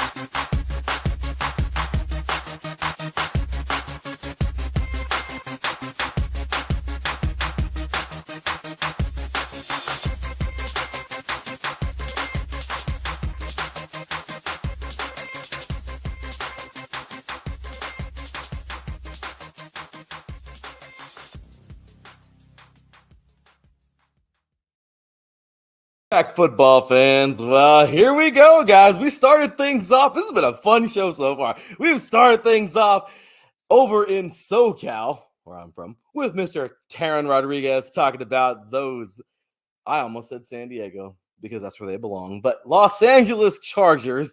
Then we headed on over a mile high to the Rockies with Mr. Aaron Yowell to talk about those Denver Broncos. And now we have headed back west to this gorgeous little gem in the middle of the desert, otherwise known as Las Vegas. It is the city that never sleeps. And I'll tell you right now, with the way this organization is being ran right now, Antonio Pierce just chomping the bit to get to the season. Training camp is here. I don't think they're sleeping much right now anyway. So yeah, I think it hits pretty hard.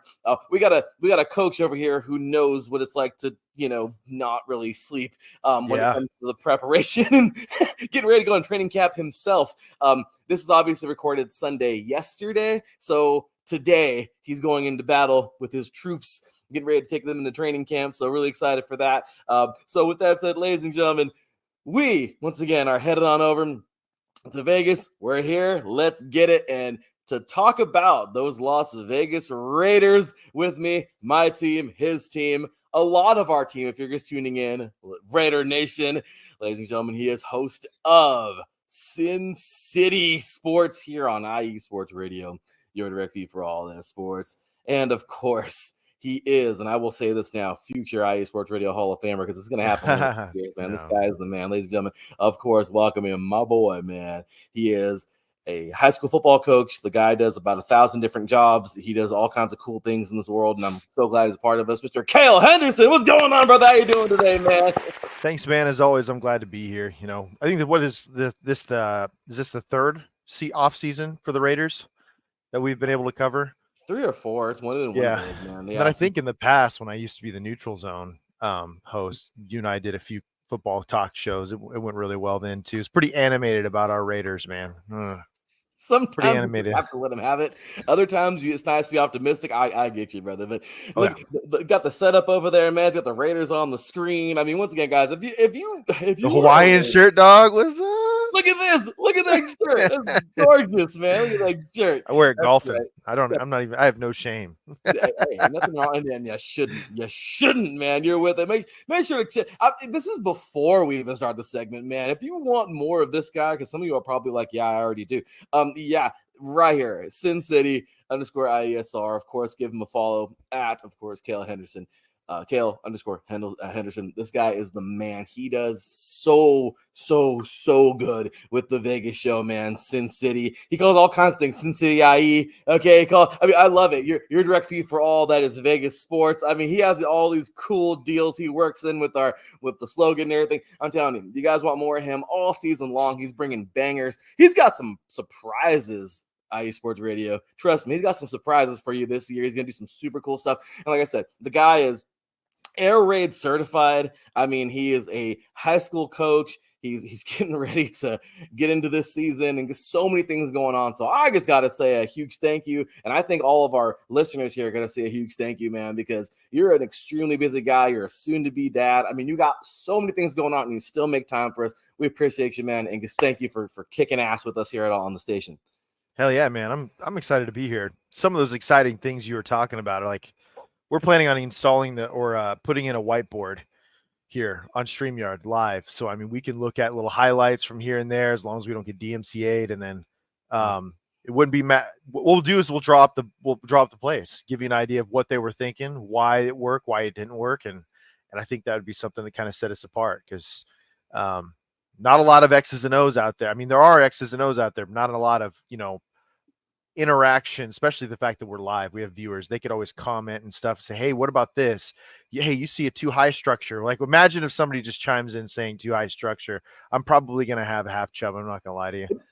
Me too. Trust me. Yeah. Oh yeah, dude. I am all. I'm so excited, man. If somebody even knows out there, and this isn't dissing nobody, because once again, you have the casual fans who just love the game. It's entertainment to them. They enjoy it. You got the diehards like you and me who just eat, sleep, breathe the crap. Yeah, it's super cool when somebody starts to know what a 43 over under front is, a 3 technique, a 0 technique, what a 9 is. Certain dudes for certain jobs. Oh, it just makes me excited knowing your certain coverages, your whatever you're going to be calling out there. It's just so cool seeing coverages match up, seeing offenses, obviously, because it's defense, you mirror it. That's what it's all about. It's you're mirroring the offense. You mirror whatever they give you. So it's just the game. It's so much more technical than what it looks like. And trust me, this guy right here is going to have some fun doing the X's and O's.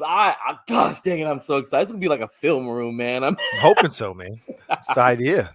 Yeah, that's right, brother. So, okay, last season, I know, you're like, why?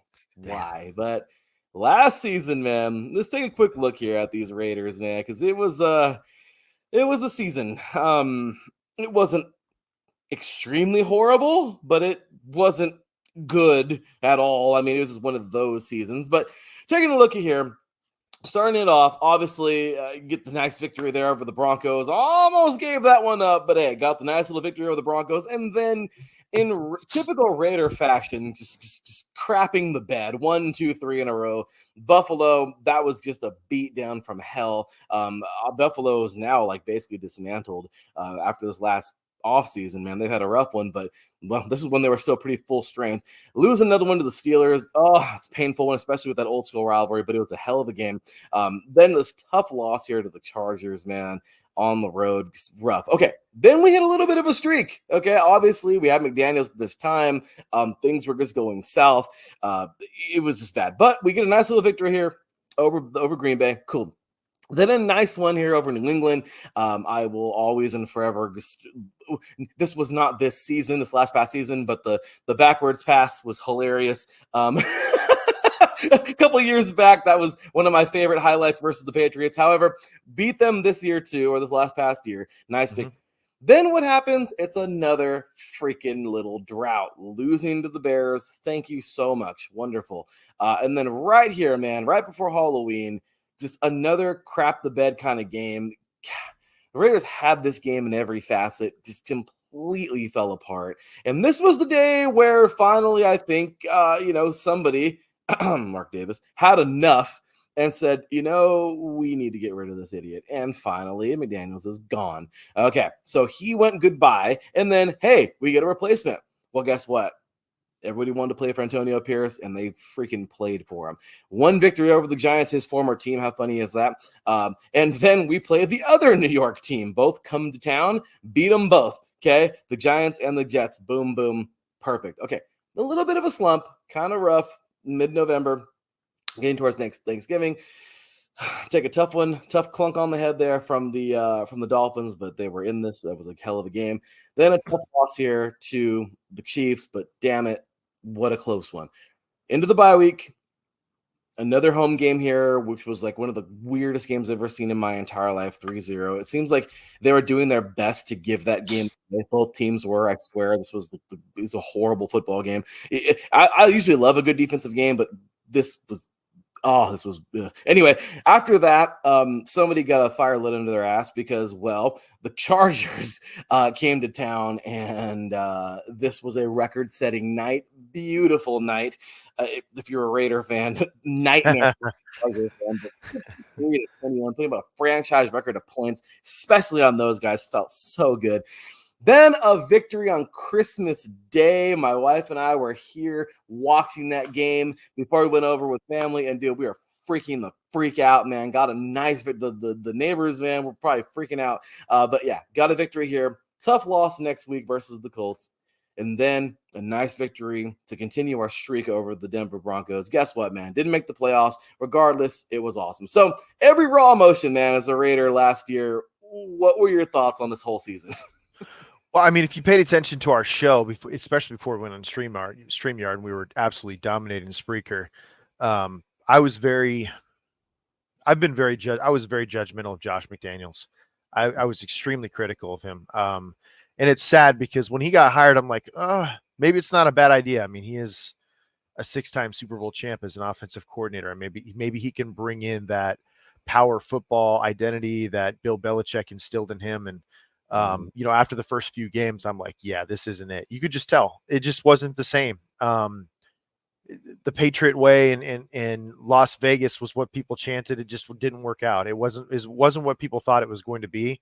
That first season, he did everything he could to push out Derek Carr, and it wasn't really even Derek Carr's fault. Like the things that were going down weren't really Derek Carr's fault. I mean, let's talk about that. Like just not the season before, they had that game in Arrowhead and they score a touchdown. They have the ability to tie the game. They score that touchdown with like with a few minutes left. They have the ability to tie the game.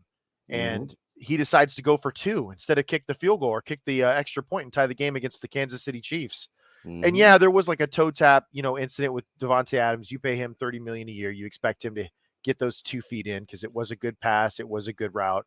But still, man, it's like we were plagued by dumbass decisions that whole season. Yeah. And rolling into this year, they decided instead of keeping Derek Carr or working things out or maybe asking him to restructure or signing him long term, then restructuring him because they had already given him an extension before cutting him, by the way, which we ate quite a bit of money on that. They decided, hey, we're going to bring in Jimmy Garoppolo, an injury-prone quarterback who couldn't even get it done in San Francisco with all the talent that he had. And for whatever reason, Josh McDaniels and his arrogance thinks, well, we'll be fine. I'm an offensive guru. Jimmy knows how to facilitate. So yeah, the first game it looked great. Look at that sky. I mean, in the first game it looked great because it was Denver and they have a really good pass secondary. So I want to say that Davante Adams, I think he had 2 touchdowns that game. I mean, he absolutely dominated coming out the gates. But his inexperience as a coach, his inability to I think the first few drives of the game were always fantastic. Like it feels like the Raiders were super effective, especially offensively, the first couple drives. And then it's almost like the entire staff had an inability to actually adjust to what was going on live in game and adjustments in the college level, even especially in the pro level they're so important because it could happen on a drive to drive basis, sometimes play to play basis. And McDaniels just didn't show that. So this is what I think. I think McDaniels was absolutely coddled by Bill Belichick. I'm pretty positive that those years that they went on a run, even though Josh McDaniels was the play caller, I think Tom Brady and Bill Belichick were absolutely the reason why there was competence there because, Josh McDaniels has had 2 stints as a head coach and neither one of them have looked anywhere close to being subpar. So it's just a change would need to be made. I'm glad we ran into Green Bay when we did because that end of the season, Green Bay would have absolutely mollywopped us as a team. I don't think we have. Yeah, I don't think our record is. We're under 500 in that case if we play Green Bay when they were at full strength towards the end of the year and beating Detroit and all that jazz. I like to believe that the Chicago game really got Josh McDaniels fired. Detroit's a good team, but Chicago was awful, and they had that. It wasn't even Justin Fields playing. They had Tyler Bagent or whatever it was. Oh, that's right. Who beat us? Division 2, I forgot. Oh my God, man. It's just never ending. And it's just everything that you could point to Josh McDaniels. How about the first Los Angeles game, right? Oh, I know. The first Los Angeles game, we were playing a healthy Herbert. We decided we were going to put Aiden O'Connell in the game, which is fine, start him. But Josh McDaniels did very little to help the kid, facilitate a solid game, one that was going to be conducive to him winning. And he kind of threw him under the bus after the game too. Like the kid actually looked really good. He was showing some moxie. He was hitting some passes, but none of what the play calling, you could say whatever you want, but the play calling did not help the kid. It did not help a rookie quarterback coming into a live situation in Los Angeles And he still looked pretty damn good. Yeah, he had a few turnovers, but he still looked pretty damn good. And all this to say, like, it wasn't until New York where Mark Davis, the team finally had a meeting. It leaked that the meeting got really honest. The players absolutely revolted against Josh McDaniels, said your ass, basically, and that you don't listen to us. And you're a huge reason why we're losing. They were pissed that he got rid of Derek Carr, just sold him. Like, they just cut him, man. They cut your franchise leading passer in touchdowns, yards. I think he has the most wins in franchise history, all that stuff. You get this guy, that guy was a solid, and I'm not trying to say this to glaze Derek Carr. I'm saying this in terms of the guy did literally everything you asked him to do for 9 years. Got the shit beat out of him because most of the teams that he played on were absolute garbage, right? Like 2018 was one of the worst teams I'd ever seen. Like, the guy was sacked almost 70 times. It was so bad. But he stuck around, man. He did nothing but want to win for the Raider organization. And then you bring in some punk ass that thinks he knows better because he coached Tom Brady. And what happened? Nothing good. Nothing good happened at all. He pushed out your franchise leader. That franchise leader is probably going to ball out in New Orleans this year if he stays healthy, which is going to be a real slap in the face. But, Antonio Pierce taking over was huge. It's a different culture shock. The guy's a Super Bowl champ. You can tell he's a hard-nosed. So here's the thing. I believe that philosophies and attitudes, they matter in this game. And I also think that there's a certain aura that goes along with specific franchises. I think the Raiders need a head coach that has an attitude. I think the Raiders need a head coach that wants to be a bully, that isn't afraid to be the villain, right? And that's Antonio Pierce. Antonio Pierce doesn't care. He's doing what he can to be the most physical football team, run the ball really well, play great defense. It's old school Tom Coughlin type. I mean, that's the reality. It's a fit. Like, that is what the Raiders do. They run the ball well, they play great defense, and they absolutely capitalize on those deep play action passes. That's what they were always known for in the Al Davis era. And you can see that Antonio Pierce is trying to bring that flair back because Al was a dude, man. We may have wanted to unplug his wheelchair and his oxygen tank towards the end of his life cycle, but he was still a legend, right? Oh, yeah. He still shaped the NFL the way it is now. You have owners out there that always compliment him, man, and bring him up, and they're all kind of, you can tell there are specific owners that are mentoring Mark Davis because they want Mark to be the owner. They want him to succeed. I mean, you can tell that Antonio Pierce is trying to bring that attitude back, that cachet. And it showed towards the end of the year. That Minnesota game, I was absolutely pissed off about that Minnesota game. You literally just came out of a bye week. You had a week and a half to prepare for a Minnesota team that was not very good at that time. No. Kirk Cousins was out. You were playing Josh Dobbs. Yeah. Like, you had every chance to do what you had to do. And they didn't even score a point. That's horrible. When you have Devontae Adams, Josh Jacobs, you had Michael Mayer. I mean, Jacoby Myers was doing an excellent job. There's no excuse in that. You should never get goose egged with those types of players. I don't care if you have a rookie quarterback or not. You came off of a bye week. You should have been more prepared than that team because that's the team you knew you were going to be playing. You had weeks of film to study. Yes. And you had a week and a half of practice that they didn't have. 3 more practices more and that matters. If you're taking advantage of it, matters. So what happened after that? How did the Raiders go on a run? Well, Antonio Pierce asked some of his mentors like Marvin Lewis to come in. He said, "Hey, right. Yeah." He said, "Hey, why don't you come in? Show me what I'm doing wrong." Joe Philbin. Joe Philbin's a offensive mind that is well renowned in the NFL. He brought Joe Philbin and he said, "Hey, what's happening?" Tom Coughlin, his former head coach. The head coach that he won a Super Bowl with as a undrafted free agent linebacker, by the way, guys. Yeah. Antonio Pierce is a dude. If you guys remember, in that NFC Championship game against the Packers, he had that game-saving tackle on Brandon Jackson. It was like literally a third down play out of the backfield, and dude was getting hugged by one of the Green Bay, I think, wide receivers trying to keep Brandon Jackson from getting tackled. Guy grabbed him with one hand and swung both of them down.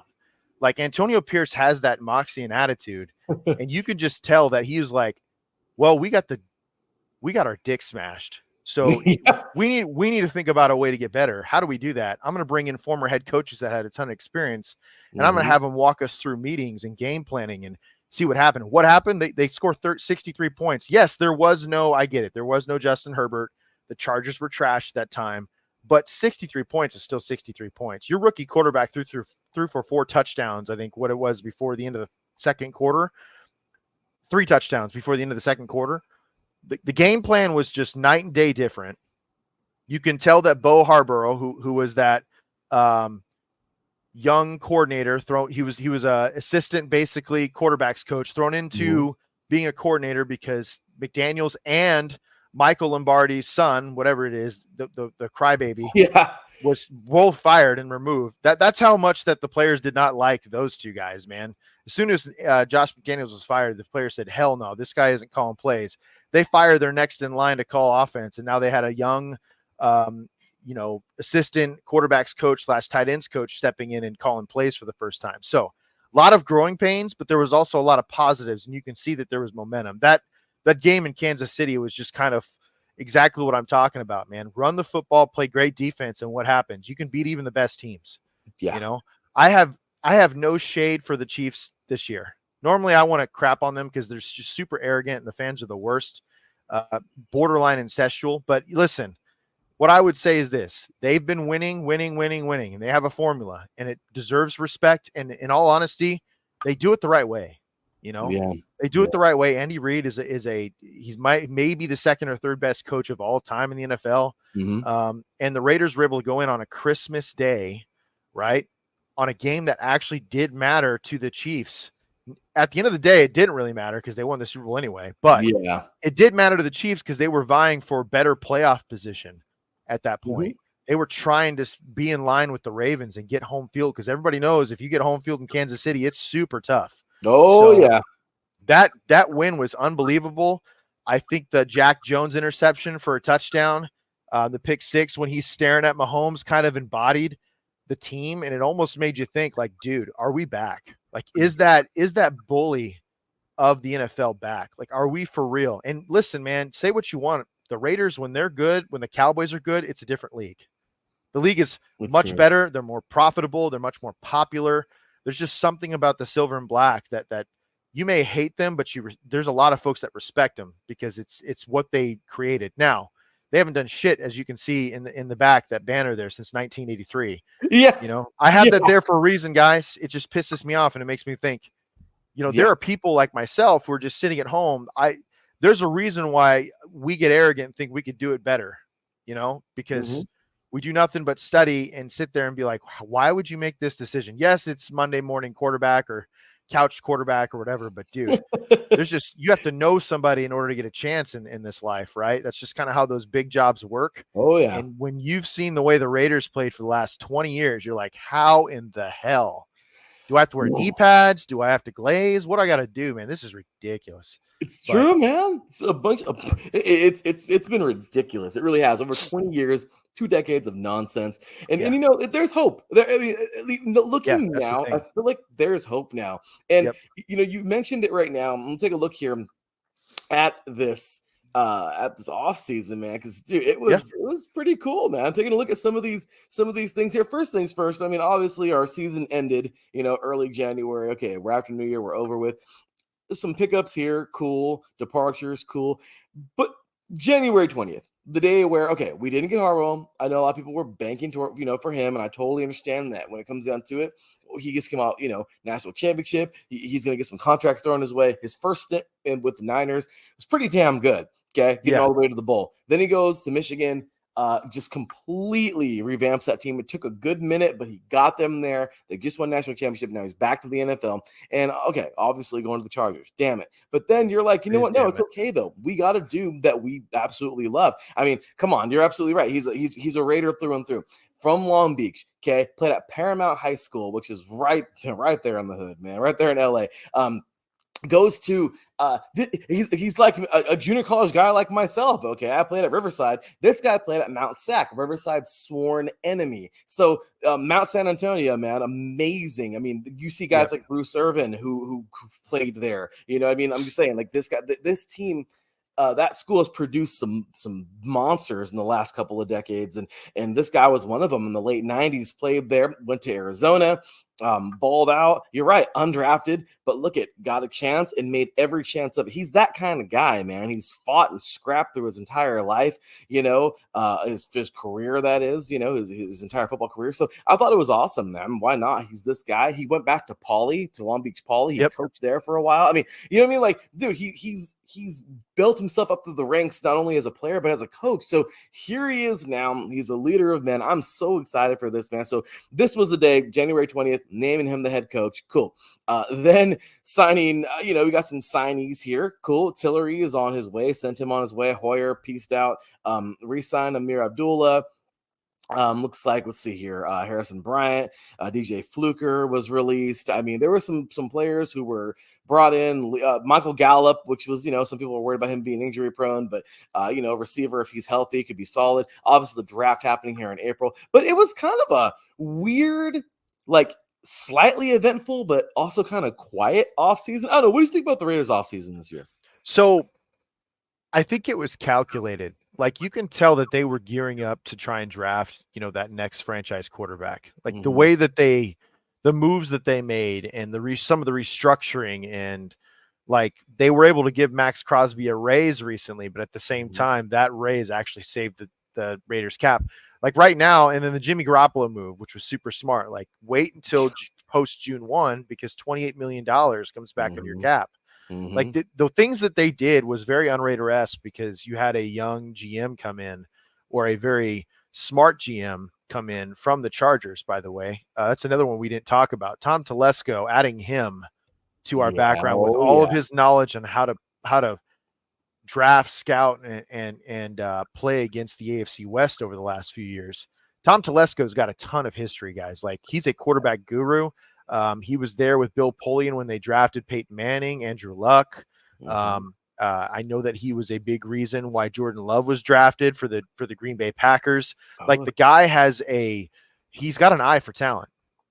He's got an eye for talent. He was one of those that was telling at the time the Indianapolis Colts, like, because we didn't know what Andrew Luck's future was. And for a while they were in quarterback purgatory before Anthony Richardson came in, right? A couple of years.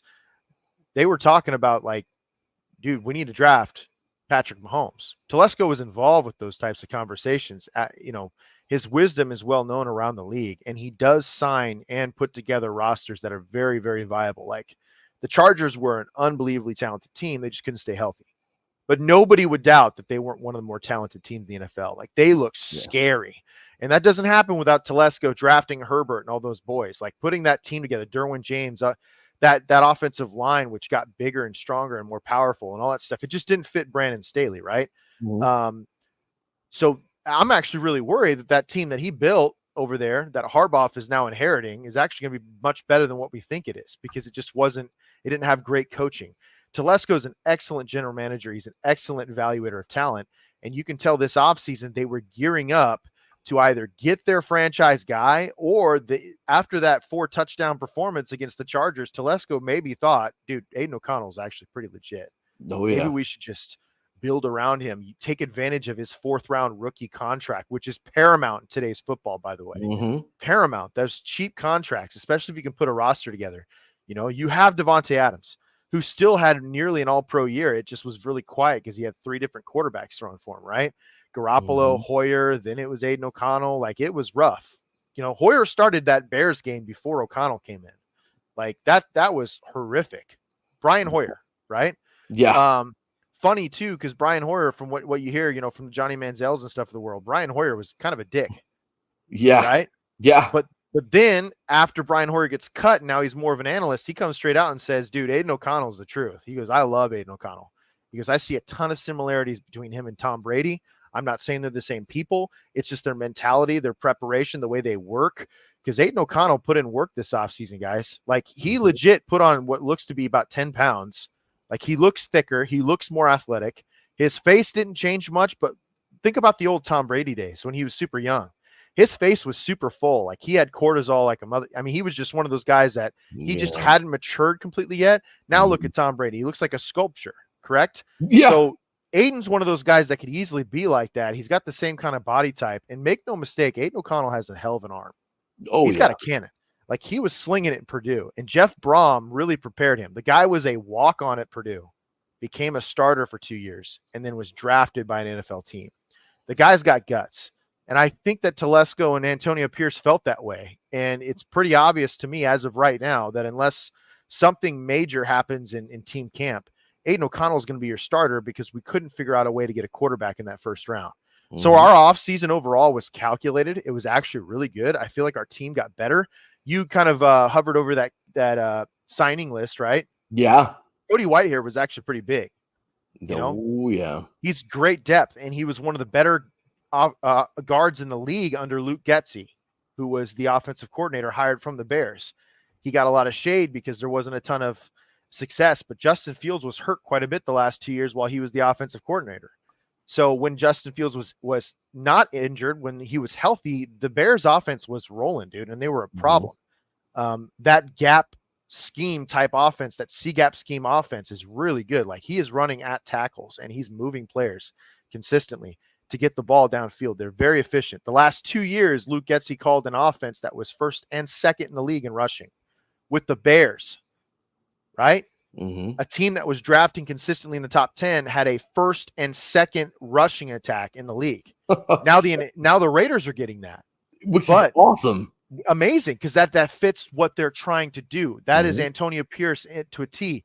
There was a lot of criticism, including myself, like, I don't know about Luke Getsy. Like, there was a bunch of options out there, but when you look at what Antonio Pierce is and what he believes in, Tom Coughlin, who is also an advisor on staff now, Marvin Lewis, Joe Philbin. Joe Philbin was huge on building the Wildcat with them boys in Miami when he was the head coach and an offensive coordinator.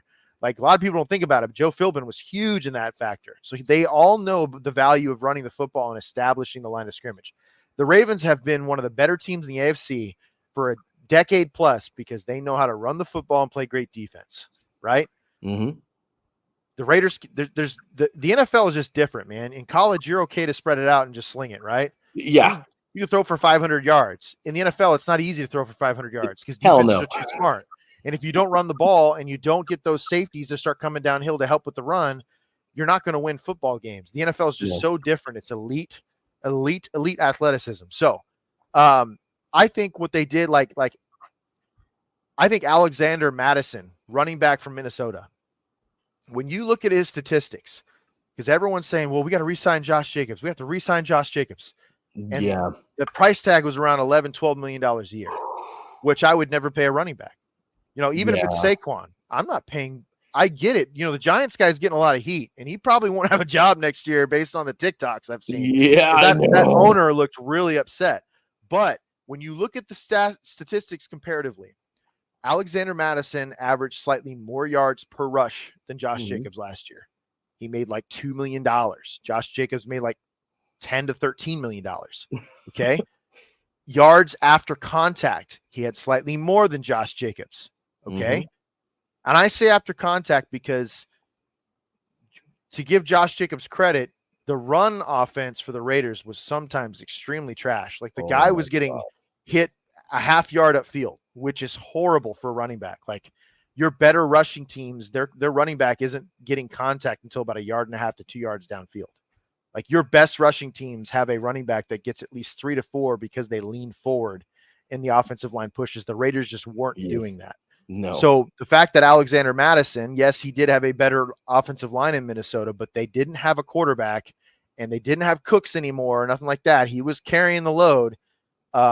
They had 8-9 guys in the box every game, and he still averaged more yards per carry than Josh Jacobs. So, and we got Alexander Madison on a $3 to $4 million deal a year, right, for the next couple of years, whereas Josh Jacobs is getting paid $12 to $13 million. So it's just, when you look at that, man, it's just a huge difference. You have to look at the value, and you can tell that Telesco was really looking at the value, and it was making a huge difference with the way they pick players. Gardner Minshew is going to be the highest paid backup in the league, but he knows how to get it done when you need him to. Feels like every time he steps in, it's because a quarterback went down, and he did pretty well. And the biggest signing by far was Christian Wilkins. You now have an A-tier at maybe S tier if you want to get there, right? S tier defensive tackle stepping in and playing alongside Max Crosby. And then when you look at that defensive line last year, towards the end of the year, Malcolm Kuntz really came on. He had 8 sacks in the last 6 games, right? He was a speed rusher, but he was fantastic, and he was buried on the depth chart because of the McDaniels, Ziegler, whatever. Say what you want. That kid was going off. And now Tyree Wilson, from my understanding, has gotten a lot better in the offseason. He's training with Max Crosby.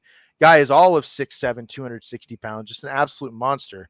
You have a defensive line that is very deep this year. It's awesome. Something we haven't seen in years, though. It's something we haven't seen since the Richard Seymour days, or even when we had Khalil Mack. We had, Bruce Irvin on the other side, but the defensive line was not deep. It wasn't deep. You just had that S tier guy in Khalil Mack there, and Bruce Irvin kind of clean it up after Khalil Mack gets the double teams, right? Mm-hmm. It's going to be really hard to block this team, and if you're the Raiders, you now know you can drop 7 in coverage and not feel bad about it, right? And send somebody on a blitz every once in a while. Drop 6. Here's the reality on defense, man. I think defensive coordinators way overcomplicate it. There's only 5 eligible receivers on offense. That's it. So send 5 every game. Send 5 every play, and just make sure you either manned up or you are in zones that really are appropriate for what you're going up against, because you're literally putting yourself in a really good spot to get after the quarterback if you do it right. Golly. I couldn't have said it better myself. Thank you. No, because that's the defensive mind right there. I'm just saying. Because the truth, man, this is not freaking triple, what do they call it? Bypass heart surgery. It's not rocket science, dude. No, that has nothing to do, you don't have to solve a differential equation to do this in calculus, okay? No, this is simple, okay? It's the truth, man. So I love that. Hell of a way to analyze that, but you're absolutely right. And see, you just led right into the draft. Because to me, I love this because the pickups. Number one thing, I was doing all these interviews all weekend long for these shows, and talking to JB, obviously the Dolphins. He was just so. He says, man, we weren't gonna pay Wilkins. He says, I'll tell you that. He says, but you guys, Mason, we're gonna miss him. Yeah, trust me. On tomorrow's show, you'll see when we have the AFC East. He even says it too. He says, man, Crosby's going to love him. He says, if he's one-on-one with any guard, he's going to have lunch. He says he's going to have lunch all day. 100%. Well, the reports are him and Crosby are setting the tone when it comes to, working hard in the locker room and shit. So that tells you that your 2 highest paid defensive players are dudes. And what's scary about this team is you have a secondary that's really young. Like, a secondary that has some talent but is really young and just hasn't had the ability to benefit from a really good front 7. I think Trayvon Moehrig is going to have his best season at safety. He was finally coming into his own last year. I think he'll be going into his 3rd year with Patrick Graham at the helm and calling plays. Trayvon's really going to do a good job. I loved the kid out of Air Force this year. I think it's Trey Taylor. I think it was. Dude's a tank. The dude he's going to play strong safety. He's a tank. I think we still have Marcus Epp. If I remember correctly, I think we still have him. So Taylor's not going to have to jump in right away. But you still have Nate Hobbs, right? Oh, yeah. You still have Jack Jones, who was signed on a bargain deal. Yeah. During the season last year. And then you have that kid out of Maryland who started a couple games last year who played really well. Gosh, dang, I'm trying to remember his name. I think his last name starts with a B. He was number 0 at Maryland. But he was a 4th-round pick. 4th-round corner out of Maryland. He played really well for the Raiders last year. So your secondary is super young, and they're about to benefit from Spillane, who's a monster, and Divine Diablo, who I think is like the most underrated player on our team right now. Yeah. Based on he was a strong safety in college, moved to outside backer when he came in, and he's done nothing but improve on a year-to-year basis. This defense could be a top 10 defense pretty easily if they just do the basic thing and stay healthy, right? So then we go to the draft. Look at this, man. Boom. It's right so there. Important when you talk about an experienced GM. They didn't sell the farm to get their quarterback. I get that. But when you look at it, there was really only 2 quarterbacks that you wanted to trade up and get this year. I get the Drake May love. He's got a ton of potential, but he's super raw, right? I love Michael Penix Jr. because he's got a cannon, but he's injury prone, man. And you'd be putting him behind a line that was ranked top 10, maybe in rushing, but was not even in Mm-hmm. They allowed pressures on almost half the passing downs last year. Yeah. Which is bad. So what did the Raiders do? They stayed patient. It's exactly what I was talking about this entire offseason with these signings with Alexander Madison and Christian Wilkins and, Harrison Bryant being added at tight end. What they do, they went and got best player available. Brock Bowers, to me, was a top 5, maybe top 4 player in the entire draft. The guy is a freak of nature. He's 6'3", 6'4", 240 pounds. I mean, the guy plays like he's 260. He's very physical. Georgia pulled him in the counter game. They had a guard, and then they pulled him as a lead block in the counter game. This guy is that physical that Georgia felt like it was necessary to pull him and have him pound down SEC linebackers. And then on top of that, those linebackers and strong safeties couldn't cover him, and they won't be able to do it in the NFL because he's actually way too athletic for his size. Like he's kind of a freak of nature. So they were very, very calculated, said, hey, we're going to sit here and wait. They could have easily gotten that, Fuaga out of, oh, look, it's right there. Mm-hmm. We're on the same page, man. They could have easily gotten Fuaga out of Oregon State, who is an absolute monster. He's a monster. The dude's like 6'7", 340. Like he's a monster. Yep. It would fit in perfectly at the right tackle position, a position of need for the Raiders. They said, no, this top 4 guy in the draft is still here. We're going to grab him, and he's going to come in and make a difference. To go along, here's the thing, and this is what's really scary to me. Michael Mayer's put on about 10, 15 pounds this offseason. Michael Mayer was a first-round caliber tight end that the Raiders selected early in the second round the year before. Mm-hmm. You now have a 2 tight end system with 2 very dynamic, unique players that were excellent in college football, that were touted out as some of the best players in college football 2 straight years.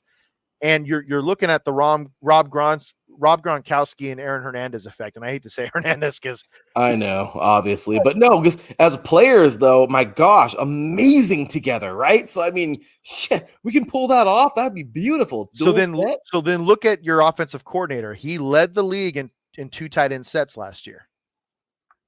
Mm-hmm. Everyone was like, why did the Bears have 5 tight ends? Well, because they have an offensive coordinator that loves to use them in the pass game and the run game.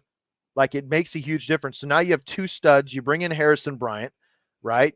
Who has got a ton of experience in the league. He's probably not going to start, but if one of those guys go down, you still have somebody very talented. Jackson Powers Johnson. What's one of the holes on our line? The right guard and the right tackle. Yes. I think you just filled the right guard position. If Cody Whitehair doesn't beat this kid out, I don't think he will. If Cody Whitehair doesn't beat this kid out, you still have an unbelievable depth with Cody Whitehair as a swing guard at that point in a system he knows very well behind a kid that was highly touted coming out of college, and he's an absolute effing mauler, dude. Yeah, he comes off as a Raider. Like, when you hear him talk, he wants to just bury people. That's all he wants. He's like Incognito 2.0 without all the baggage. Right? He's a big boy, man. 328, he's a big boy. And the scary part is he's 328, and this man moves like a tackle tight end. Like, I shit you not. When you watch him pull, it is some scary stuff, and people are getting absolutely mollywopped. So that was a great pick there. It fits our identity, man. Like, look at it. You had a hard-nosed, physical tight end that you drafted in the first round, one of the best players in the draft, something we just don't see the Raiders do. It's usually a reach on a super fast wide receiver, right? Hayward Bay. Just kidding. Yeah. Yeah, dude, 100%, right? 100%. Then next round, what do you say? Well, we're going to stick to this physicality thing. We're going to bring in a kid with attitude. Yeah. This Delmar Glaze guy. Dude, he's just super athletic, but the thing with him is he played guard and center at Maryland. So look at the theme. You have a bunch of versatile players in your first 3 rounds that are absolutely going to step in and play wherever we need them to and provide depth, because what they're trying to do is put a talented roster together and see what Aiden O'Connell can do. If Aiden O'Connell can't do it this year, what they're going to do is exactly what the Chiefs did. They'll trade up for their guy next year because they have a really good roster and they'll have a plethora of draft picks to do it. So it's just kind of scary when you talk about it. You asked me about the offseason.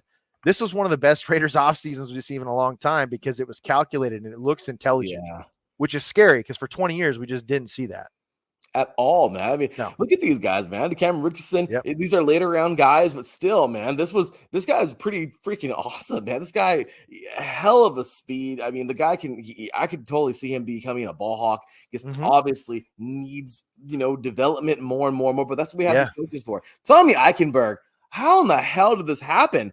This dude falls to the 5th round. I mean, this is, if there was ever a steal, this is I mean, they're Pirates, right? Raiders. I mean, this Right. was a steal. This dude, I seriously cannot tell you how he fell. I know he had an injury, but gosh damn it. I thought for sure second, third round, the worst third round. But look at this, man. Eichenberg, he gets to come under Spillane now. He starts, he gets to train under the. I mean, this was a hell of a draft. I was so damn happy.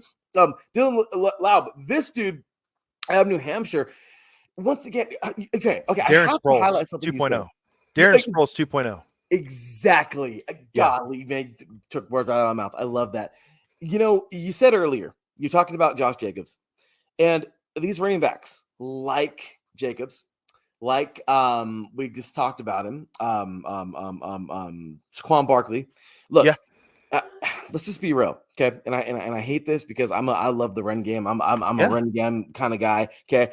That tough, gritty, nasty. I mean, when it comes down to it, though, man, let's just be real. The game has evolved. The game is changing. You talked about it earlier. Some things, like for instance, elite athleticism. So you obviously know that you can't run the option or wildcat very much in the NFL. I mean, those are college things, okay? Because you don't have, in the NFL, guess what? You have big boys who can move. Everybody can move, okay? So certain things you're not going to be able to do in the NFL that you can do in high school and college and all these other things, okay? So that works. But the craziest part about it is you're not going to have those what do they call it? Like the utility back, the guy that has all the tools. The Adrian Petersons, those are gone. The LaDainian Tomlinsons, they're over. That era is over. You don't have the one running back, the Sean Alexanders, who do it all. You get tandems. You get three guys. You boom, boom, boom, boom, boom, run into the teeth of defenses. And this guy right here, watch, he's a hidden gem, dude. They're gonna work him in there. I love this, man. I mean, later round guys, obviously, Trey Taylor. You talked about him already from the Air Force. MJ Devonshire, another corner out of Pittsburgh. Hopefully these everybody makes the team. We'll see. But when it comes down to it, dude, the draft was, my gosh, this was the first like A+ I could ever give the Raiders, and I think ever. But look at the theme of this draft, though. Like, it's hard-nosed, physical guys with attitude, right? But most importantly, absolutely none of these guys have to start right away. Yeah, you want Brock Bowers to start right away. You want him to complement Michael Mayer, but Michael Mayer played really well last year. Yeah. So he was a guy that if he's going into his year two, and usually the biggest jump you see from players is year two, right? You have a guy in Michael Mayer that can start every game for you while Brock learns the game. Look at Jackson Powers Johnson. You brought in Cody Whitehair. You don't have to play him right away. No. And he's so versatile that if something happens to your center, Andre James, Jackson Powers Johnson could be the starter of the future, or Dylan Parham. Again, look at the depth along this offensive line now, okay? Yeah. Just small depth pieces. Delmar Glaze, he can play tackle. He can play guard. He did both at Maryland. There's that depth we're looking for. How about, I would say, Richardson out of Mississippi State. Long, rangy corner. Yeah. Again, doesn't have to start right away because we have Jack Jones. We have Barnett. I think that's what his last name was. Barnett out of Maryland. Zero. We have him now. The DJ, the corner at the very end, he's a development guy, okay? And then we talk about Eichenberg. Eichenberg wasn't even the best linebacker available at the time, but he fit what Antonio Pierce loves to do, which is thump. Man, we have to make sure we stop the run. We have to have a great front seven. We have to have six guys that can, five guys that can take on that offensive line, and that sixth guy that can hunt down that running back, because in today's football, there's not a lot of fullbacks. So it's literally usually 6-on-6, right? Or 5-on-6 if we're being real. And somehow defenses are, well, actually, they're not struggling anymore because there's been a huge uptick in defense in the league now. But then look at Dylan Laub. And this is one I don't think people talk about enough, especially Raiders fans. And this is where I tell, there's tiers to this, right? When you talk about football knowledge and stuff, and I'm not trying to toot my own horn and being arrogant, but what I'm saying is, there's a new kickoff rule this year that nobody's really thinking about or talking about. The guy is a kick return specialist. And we're at a point now where we're going to see kick returns for touchdowns at an alarming rate this year. Well, compared to what we've seen the last 5 years, because basically the team can't really run after you on the kick until the ball is touched by the kick returner now. And they've eliminated the wedge. So there's just going to be more kick return yards, and having a guy like him who's not just great out of the backfield, not just used to running in between the tackles, but he's a kick return specialist in an era where like kick returning was just like frowned upon. It was just like, just go ahead and kneel the ball or let the ball go through the back of the end zone. It's not the case anymore. Like kick returning's back. So you want 2 or 3 guys on your roster who are going to be able to return the ball at any given moment, whether it's punt return or kick return, because it's going to be a big piece. It's a dynamic piece. Punters have never been more important than ever. Well, now kick returners are kind of in that mold. You're, as a front office, you're literally going to have to struggle with, do I keep this guy as opposed to this guy who can return? Like, you're literally going to have like conundrums in your mind when it comes to roster management. Then on top of this, Trey Taylor, stud out of Air Force, but he's behind Marcus Epps and Trayvon Morick. Stud, depth.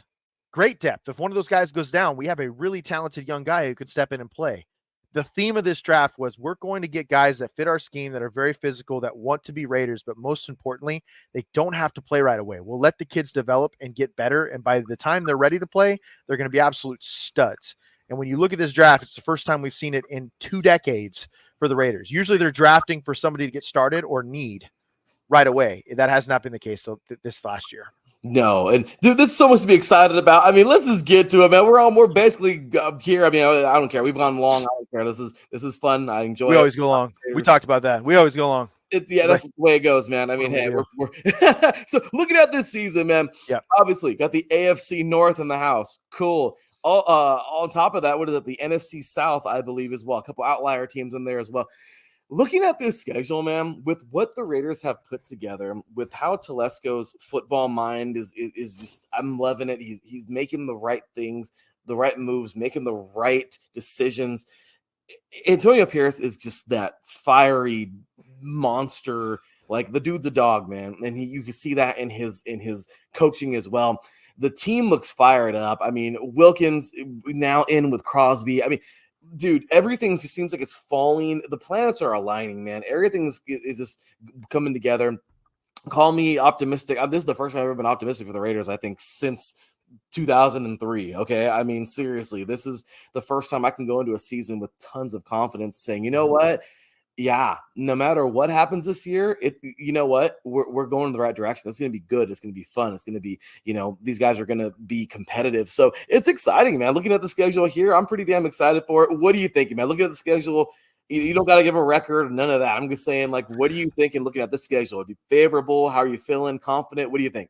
Yeah, so I think the word around Raider Nation is they're expecting a wild card. And I'll be real with you, man. I'm seeing fringe wild card. I'm seeing a team that this is, and I hate to say that because we improved, but quarterbacks matter, dude. It really does. And Aiden O'Connell's kind of, they're riding the Aiden O'Connell train, and that's fine. But look at your first 2 games.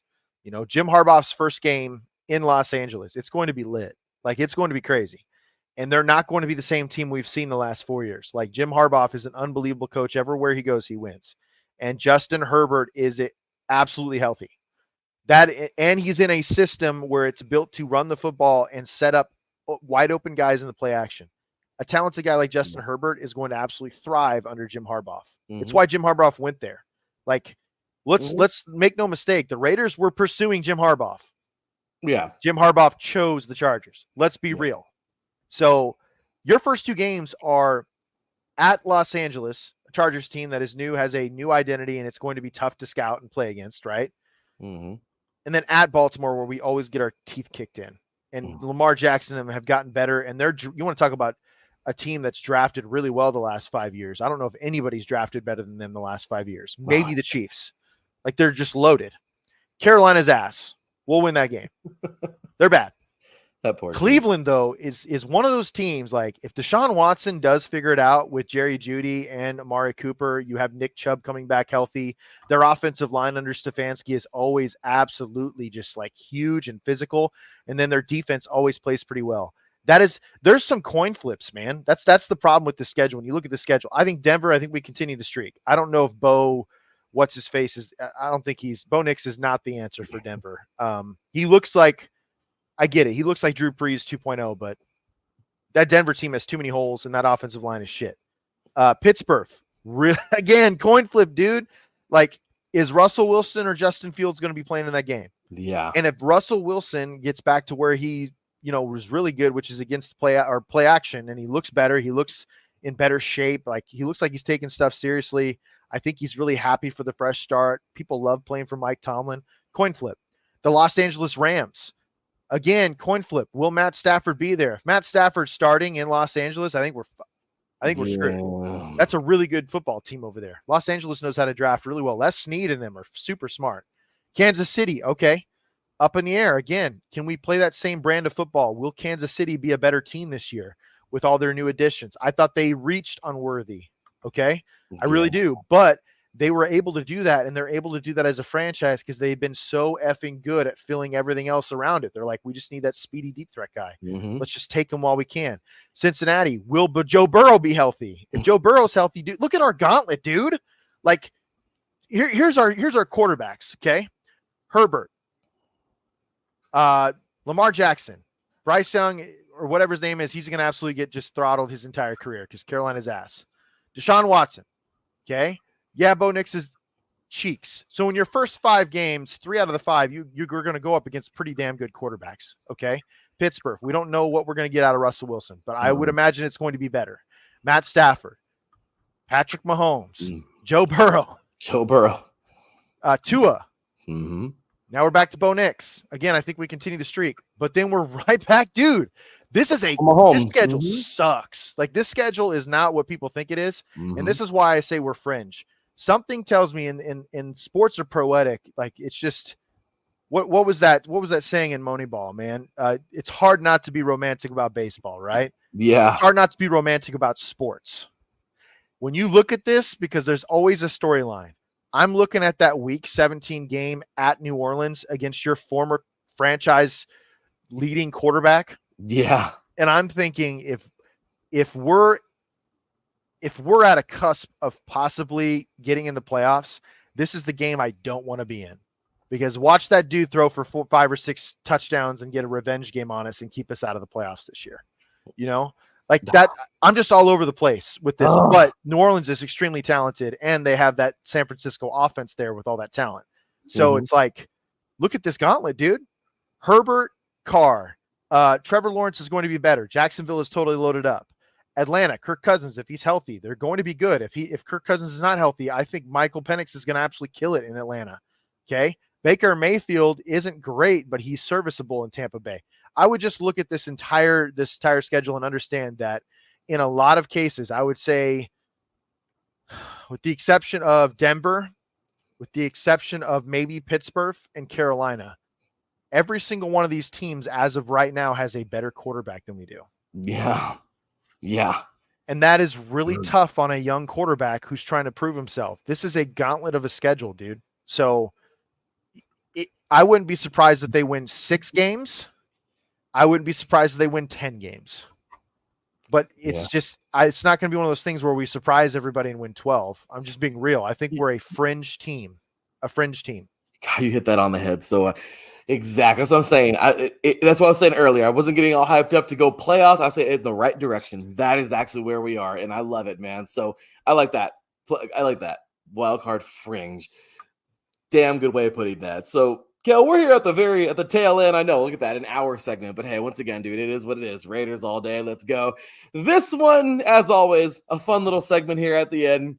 You gotta love it. You've done it the last couple of years. It's been a lot of fun. But here we go, man. These, of course, there's 3 other teams in our division next year. You guys love to hate the Chargers, Chiefs, and Broncos. And hey, they've all spoken their piece, right? You're going to hear Bishop in a little bit. He's going to speak what his thoughts are. You're going to hear Taryn. Obviously, we heard Taryn earlier today. We heard what Aaron had to say.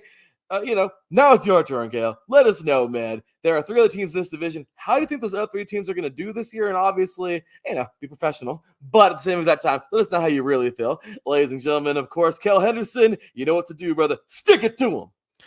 Well, I'm going to be real with you, man. I'm not going to be as animated as years past because it is what it is. The Chiefs are probably going to win the division again. Yeah. I give them the respect. They're a well-run organization right now. There's no way around it. Andy Reid is one of the greatest coaches we've ever seen. Yeah. He's been unbelievably competitive in 2 spots in the NFL. And now he's got one of the most talented quarterbacks we've ever seen. The only thing that would stop us from, The only thing that would stop them is them at this point. If they get hurt or if they run into roadblocks, that's the only thing that's going to stop them from being the AFC West champs. And I have no problem admitting that. They're great. I love the game of football. I have great respect for those coaches there. And I think the more I watch that quarterbacks thing, like Patrick Mahomes is a good dude. I want to cheer on his wife to lose and his brother to lose, but I can't cheer on him. Yeah, like, you know what I'm saying? Like, he just seems like a great guy. So that is tough for me to say. But like the franchise is doing what it's got to do. The only reason why I despise Kansas City is their fans. They're insufferable. They're absolutely arrogant, and I'm pretty positive they're married to their sisters and brothers. I'm just their siblings. I'm just being real with you on that. They all look the same. They all look the same. It's like opinions are their own, Kale. I call it Northwest Bama. All right, just it is what it is. All right. The Denver Broncos have fun being the little brother of the AFC West. Have fun. You guys are absolute. You've lost 8 straight games to a team that hasn't been relevant for over 20 years. Like, you guys are absolutely dog shit. There's just nothing I can say about that. I love Patrick Surtain. That is about the only redeemable quality on that team anymore, because it is just absolutely fallen by the wayside under Sean Payton, the former GM and management. Like, it's just been absolutely awful. You guys haven't done anything since the sheriff left and retired. And even his arm, when it was the worst it's been, you guys had an unbelievable defense, and you don't have that anymore. The Chargers. Shit, I want to throw you shade, but you got the coach I really wanted. So I'm going to throw shade while I can, because I think we'll best you this year, and then it's going to be tough sailing after that. But you guys allowed 63 points. If I was a Chargers fan, I would legitimately just not buy Sunday ticket this year, because it's probably way too expensive for you anyway. You're Chargers fans. 2, all 4 of your fans, no one gives a shit about you. And 3, all 4 of their fans. Hey, and I'm referencing that stupid soccer stadium you guys had to play in. Yeah, that was pathetic. It's pretty bad when your starting running back comes out and says, "This is a Raiders town. This ain't a Chargers town or a Rams town." Sorry, man. Los Angeles is a Raiders town. Yes, it is. The only redeemable qualities you guys have are Jim Harbaugh and Justin Herbert and Derwin James. Like, you guys have an excellent roster. I'm not gonna give you, and Taryn. I love Taryn. Gotta have Taryn. Taryn's such a great dude. That's the only reason why I can't totally crap on you guys, other than that 63 points. You guys are dog shit. But on that, so are the Raiders. So what can I say, man? I hate this. It is what it is. 20 straight years. 20 years of irrelevance. You know, we do this every year. We get excited. Oh, I think it was a decent offseason. It's like, oh, the shit. Mm-hmm. Then I look at the schedule. I'm like, oh, I'm going to cry. I'm probably going to cry. Dude. But I'm just saying.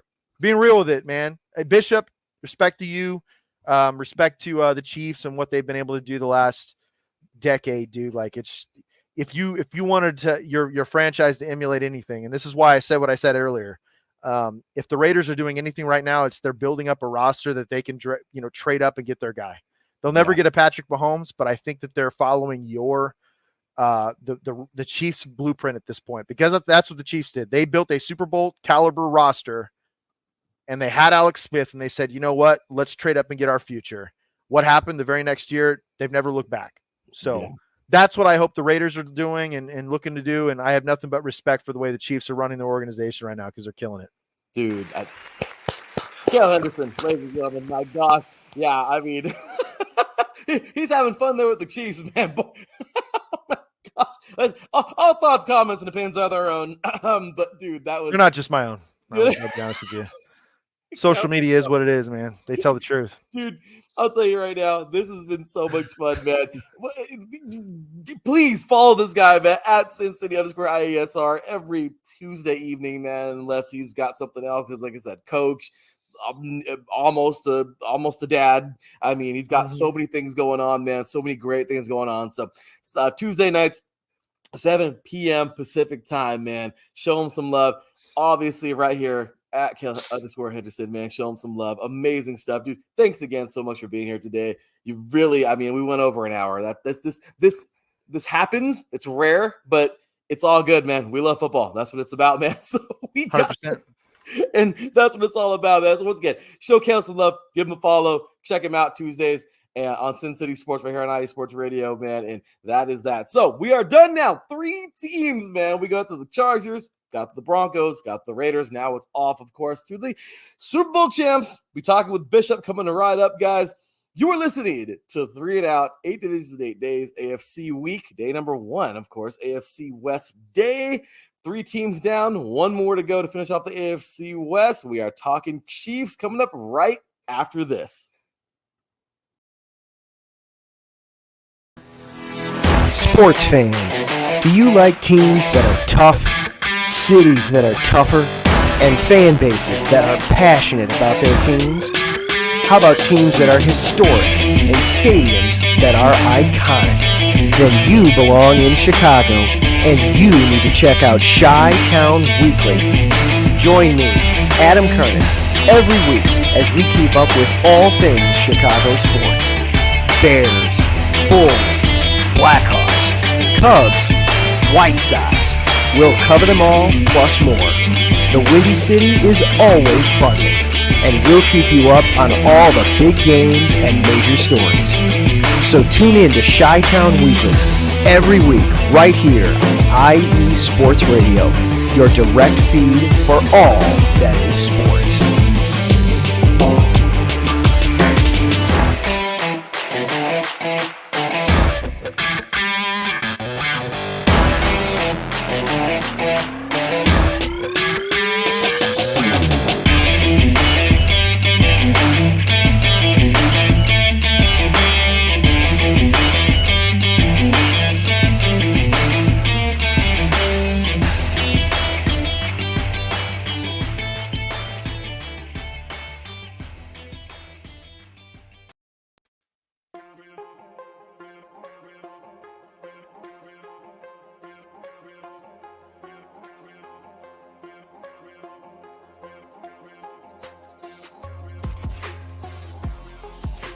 Hello, ladies and sinners. Hello, sports fans around the world. Hello, IE Sports family. This is Cale Henderson, the host of IE Vegas, the Sin City Sports Show, presented by IE Sports Radio. If you folks are interested in sports in the Vegas area, if you're wanting to have a blast for 1 hour, every Tuesday night from 7 p.m. Pacific Standard Time to 8 p.m. Pacific Standard Time, this is a show built for the Vegas sports fans, where we feature the Las Vegas Raiders, the Las Vegas Golden Knights, the Las Vegas Aces, and the University of Las Vegas, Nevada Rebels. Hopefully, fingers crossed, MLB team coming soon. Either way, if you folks are looking to have a blast for 1 hour each and every week, tune in Tuesday, 7 p.m. Pacific Standard Time to 8 p.m. Pacific Standard Time.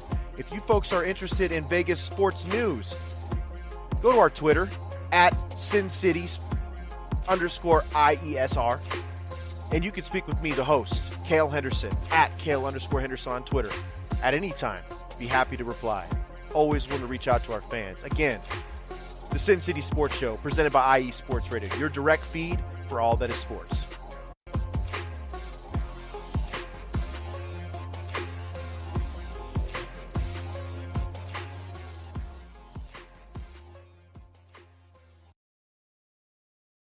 Welcome back, football fans. Well, here we go.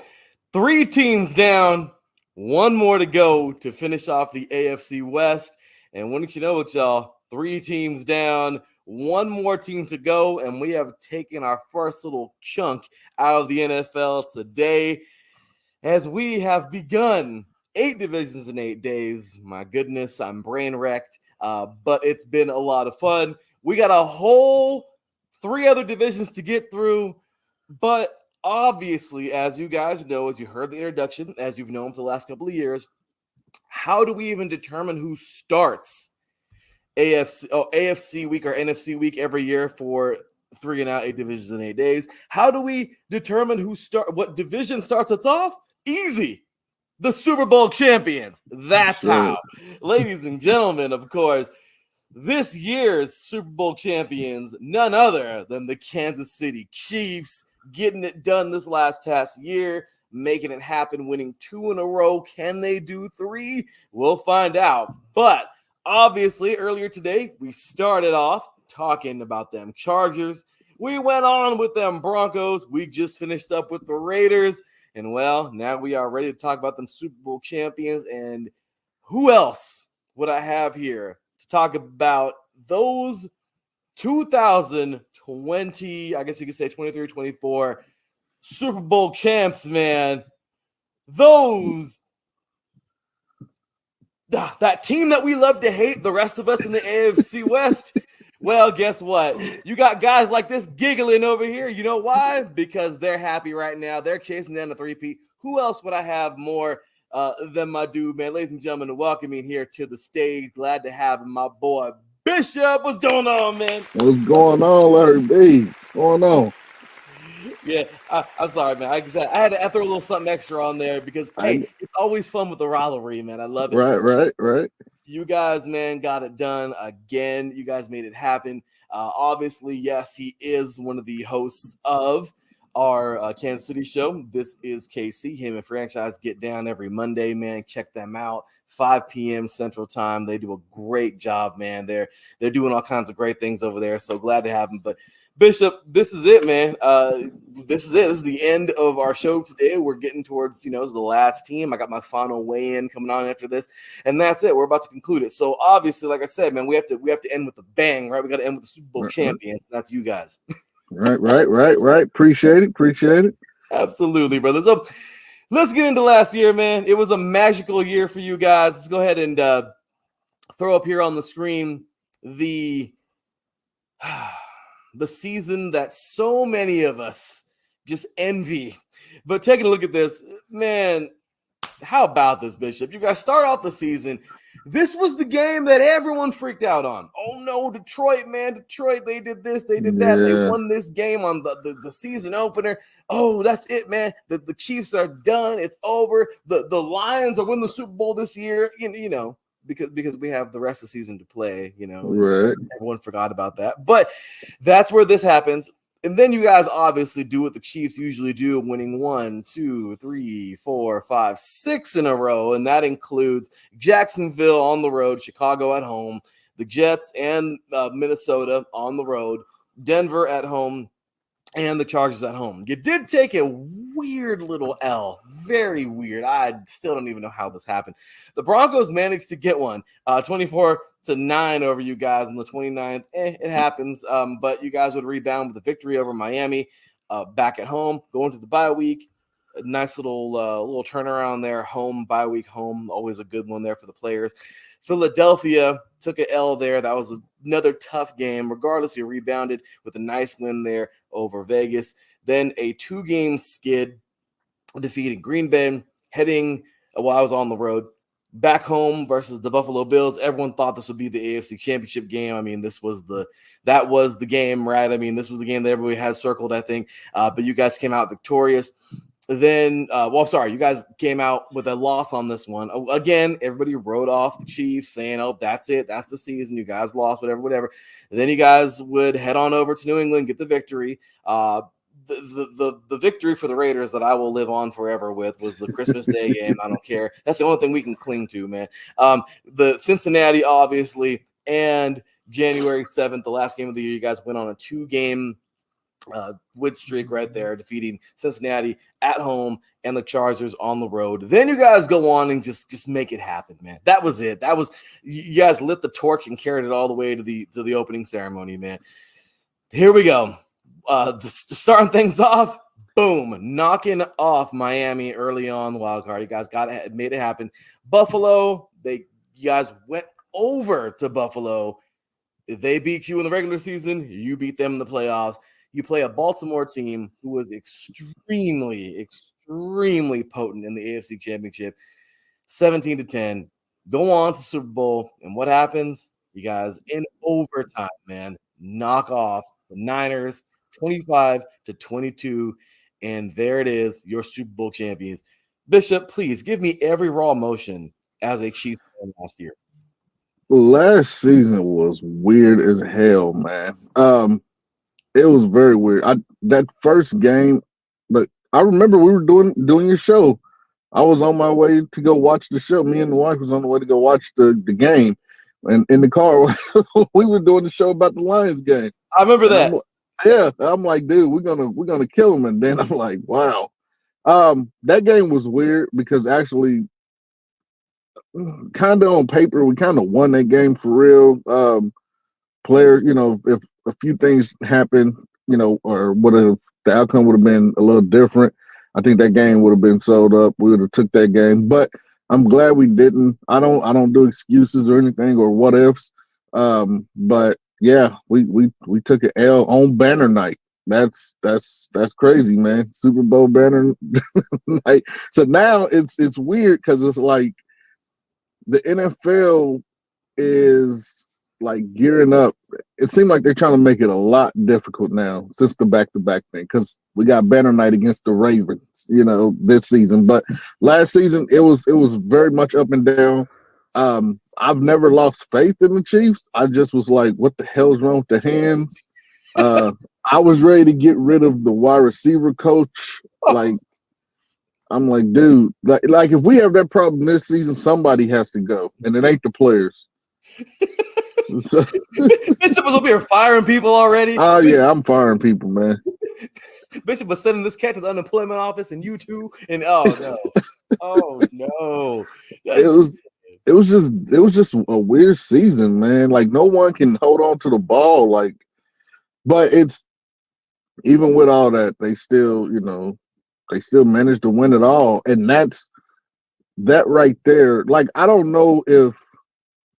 Well, clearly, if the three-peat happens or when it happens, it's definitely people are really going to hate the Chiefs. But last season should have been the season where the Chiefs was stopped, and it didn't happen. And I don't know which one is going to hurt for more for opponents. The last season where everybody kept dropping everything, and we really shouldn't have been where we went, or where we've been, or the three-peat. So. I mean, Bishop, that says it all, right? You had a season where you were frustrated, you were irritated, you were firing people already. You were going through every motion you possibly could, and what happens? You still win. So that says something about the Chiefs, man. I mean, it says a lot about Andy Reid because he kept these guys really going. That says a lot about Mahomes because, I mean, come on, man. Last year we all seen him take a blow to the head and a chunk of his helmet. I've never seen someone's helmet combust. Yeah, that was crazy, man. Like everyone say the NFL is scripted. If that's the case, that was some hell of a writing on the scripter's part. Because dude, a helmet shattering. Yeah, that should have won at the ESPYs was his helmet shattering. Like that was wild, man. I ain't never seen nothing like that. No, me either, man. And all the games and years I've played, all the way to the many of I've watched you too, I'm sure. So, but you've never seen that happen, man. So I'm just saying, and that just goes to show you how tough he is too, man. Travis Kelce coming back another season. I'm just saying, man, this team has a lot of firepower, and I'm just saying, man, that 3P. That's why I had to make the introduction a little extra long too, because man, everyone loves to hate this team, but what happens when you hate? They win more. They win more. Yeah. So there it is. You know what I mean? Weird. Yeah. Yeah. So go ahead. Man. I was just about to say this season it's gonna be very different, man, with all the pieces that they've been added. See, Bishop, I love this. See, that's why I'm glad you're part of the team, man. You know how to segue. You just segued right now. You just did it. You just gave us the next. That's what I'm talking about. So, Bishop, into the next segment, man. Beautiful segue, by the way. Look at this, man. Here we go on to this next segment where we're talking about the offseason. Now, obviously, we're going to get into the draft in a few minutes, but going all the way back here, earlier on to January, look at this, man. I mean, there were some things happening, some practice class and practice squad. You guys were moving around. This is in January. Things were just kind of moving around. Nothing too serious until after the Super Bowl, obviously. But look at this, man. Here we go. You guys go ahead and sign a couple players. Bring some players on. After the bowl, though, you guys signed Darius Harris. You guys will have Matt Ariza, which I'm glad he's being given a second chance in the NFL. After what happened, that was nonsense. But Tyree Gillespie, obviously, bring him on. You guys resign guys like Treshaun Wharton, also Irv Smith. You bring on. You guys rescind Deion Bush, Garrett Price. I mean, obviously, there's a big list of guys here we see on the screen, courtesy of ESPN.com. You guys signed Carson Wentz. I heard you and franchise talking about that a couple days ago. You re-signed Clyde Edwards-Helaire, which, in my opinion, he has one of the craziest stories ever because he won a national championship at LSU and then goes on the next year to be a Chief and then wins the Super Bowl. Not too many guys can say they won a national championship in January of the year before and then won the Super Bowl in February of the year after. That's yeah. That's a Didn't lot. even think about it like that. Yeah. Yeah, he won 2 natties in a row, man. I mean, that says a lot, man. So yeah, so you have all that. And then I mean, just look at this, man. You guys got a lot of signings, and obviously your draft in there as well. But you know, other than the draft, which we'll get into, like I said, momentarily, what did you think about the offseason for the Chiefs, man? Did you like some of the picks? Did you not like some of the picks? Some guys you wanted to let go of? What do you think? So I did not. The whole CEH thing, re-signing CEH, took me by surprise. I'm gonna be honest with you. But like you just said, he has had a weird career here in the NFL. Now that I think about it, because I think the first year he played, I think he was sick or something happened. He had to have surgery or something. Like he's just had a lot of roadblocks. So I don't think he actually had a chance to like really solidify himself, you know, in the NFL, like open up as much as he could. So the re-signing to him, honestly, I was kind of shocked because of Pacheco, but I think that they went on ahead and re-signed him because they may have known that they might not bring McKinnon back, even though McKinnon is always a late training camp addition. Yeah. I would love to have him back, but I was happy with the offseason in general, man. I was happy with the picks in the draft. I honestly thought that they were going to get Oregon's Troy Franklin, because that's who I wanted them to draft. But when they had the chance to draft Xavier Worthy, I was like, these people crazy. You guys give us one of the fastest players or the fastest player in the combine history, and like, I know that don't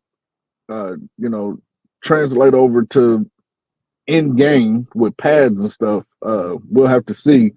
But the fact that y'all let the Chiefs get this guy is insane.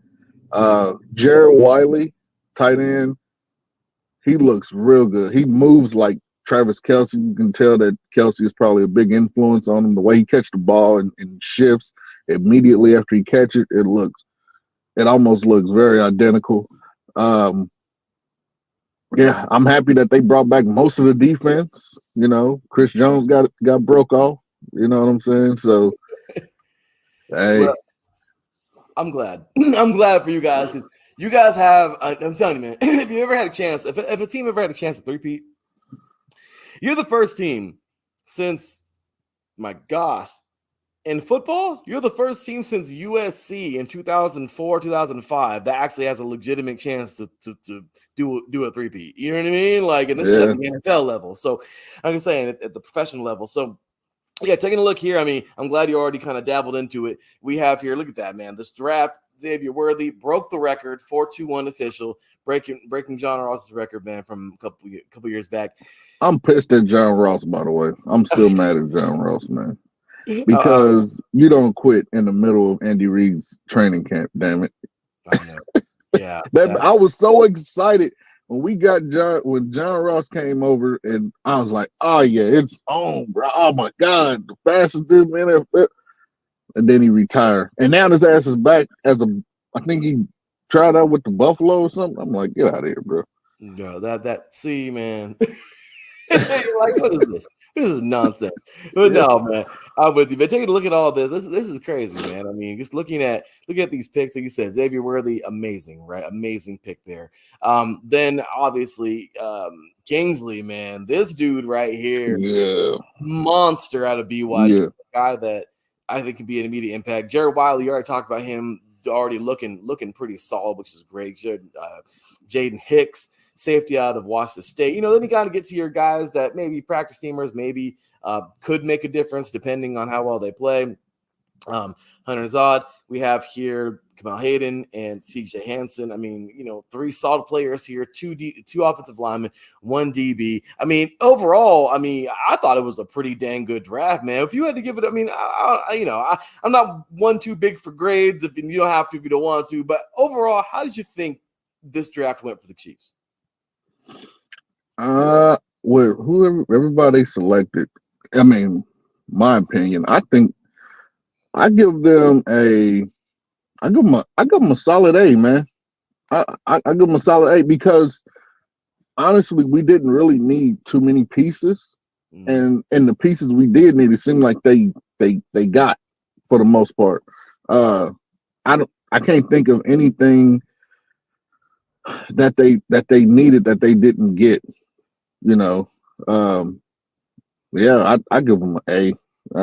You know, It's a good B grade. plus. Yeah, so, True, man. Yeah, you guys got everything. You addressed everything you needed on a team that didn't even need anything. That's yeah, crazy. You know what I mean? You just yeah. you got more depth at the things you needed, I guess. I don't know. I mean, it's crazy. But so heading on over, man. Final segment here. Well, kind of second to last, but here we go, man. Getting on into this season, man. We talked about last season, amazing Super Bowl season for you guys. Then we got on in to the offseason, talked a little bit about the draft. Here we are now looking at this season. This is history. We are staring at history right now because this could be the first team to ever do it. Am I somebody who's sitting here hoping it doesn't? No. Am I somebody hoping it does? No. I want whatever's supposed to happen, but Right. if it does, it's really cool to see history. I'm a history guy. I teach history, so I love Okay. history. Yeah. This could be history. We are staring right now at history as we have here the Kansas City Chiefs schedule for this year, man. So this looks pretty crazy. You guys got a solid schedule, man. You know, we're playing my gosh, the AFC West this year. We got obviously the AFC North and I believe the NFC South in here. So taking a look at this and a couple outliers for you guys, you know, obviously the couple games they throw in there, like Houston should be one, but look at the schedule, man. What are you thinking? I mean, is this something you really believe? Like, nah, man, we are truly better than every one of these teams. Obviously, you know, it's the NFL, so the undefeated season. I mean, I don't know, that's kind of crazy. But regardless, you know, a couple L's here. And look at last year. You guys took L's that we didn't even think you were going to take and still win the Super Bowl. So, but looking at this season, man, are you pretty confident that no, you know what, man, we can get this done and get ourselves another Lombardi? What are you thinking? Yeah, I think I'm sure it can happen. Like I was saying earlier in the show, man, the NFL is trying hard to not make that three-peat happen. I mean, look at our bye week is early as hell. And look at what we got to deal with. Baltimore, Houston, you know, it's them two alone right there. I'm not worried about the Bengals. I don't care about the Bengals. I don't care about Buffalo. I think Buffalo is going to have a serious meltdown in Poston. I don't know because after that Stephon Diggs gone, Gabe Davis gone, the chemistry is now being tampered with. So I'm not worried about Buffalo.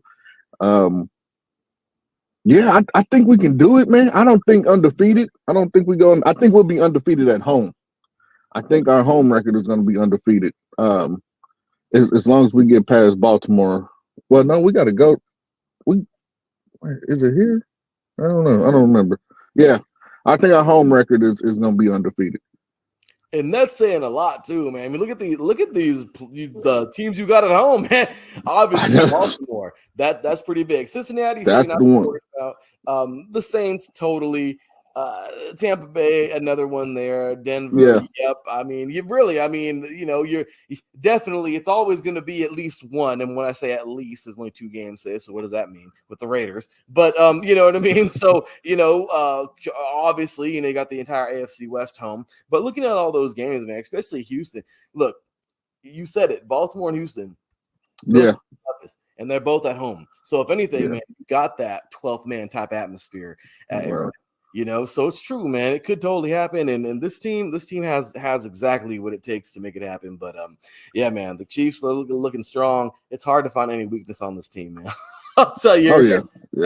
So yeah, as long as we get past Baltimore on banner night, then I don't think Houston has enough experience.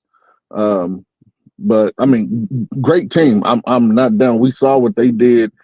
You know, to the Browns, you know, we saw what they did to a lot of teams. Like they stacked, you know. but I just don't think they have enough mental experience to deal with Andy Reid and them. Like Mahomes is different when he's in competitive mode. So I just Baltimore will be the challenge because you lost at home in the playoffs. You're angry, probably angry still, more than likely. Yeah. No, I get you, brother. So we talked once again, Chiefs last season. I know you didn't click the banner this segment, but it's all good. So Chiefs last season, Chiefs off season, Chiefs draft. Obviously, talk about Chiefs this season. Now we do have one more little segment. You had fun with this one last year, Bishop, and I think you're gonna have fun with it again, man. This is always obviously 8 years of doing this show, man. This segment just keeps getting better and better. And obviously, this is the little segment we like to call "Stick It to 'Em." Now, it's a fun one because last year you said all kinds of stuff, and it's just kind of funny because it was all true. And you did exactly what you Right. The Chiefs did exactly what you said would happen. Because even then you said they were going to the bowl, and they did. So you never lost faith in this team. And even though I know you get frustrated, and there's days where you're firing people. So yeah. I get you. I totally get you. But yeah, man, this team, they're still strong, they're still good. Now, there's 3 other teams in this division that you love to hate. Obviously, that consists of the Raiders, the Chargers, and the Broncos. And well, some people, I would even say the AFC West is getting a lot better. If anything, it's going to be fun to watch. You got Harbaugh coming in now, some changes going on with the Chargers. Everyone is raving over AP with the Raiders right now. I love him. He's the man for the job. I really think he's going to help us out a lot. There's a lot going on to be happy if you're a Raider fan. The Broncos, man, they're turning to leave. Sean Payton, I mean, can they get things going? And then there were the Chiefs with Andy Reid and the dynasty they got going on right now. So it's a lot to be excited for. However, speak your piece, speak your mind, Bishop. Tell us how you think these other 3 teams are going to do this year. And like I said, don't hold back the feelings, man. Without further ado, Bishop, stick it to him.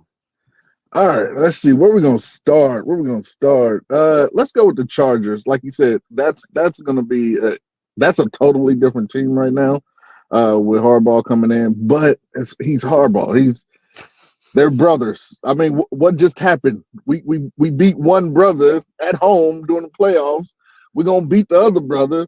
They ain't even gonna see the playoffs. The Chargers is done. I mean, they lost pretty much all their key players. They lost Keenan Allen. He was the heart of the receiving corps there, and he's gone. So you lose a lot of veteran expertise in that area. So the Harbaugh probably try to do a lot of running, whatever. The Raiders, let's go there next. And the reason I'm choosing the Raiders, I'm going in this order because the Denver, whatever. Whatever.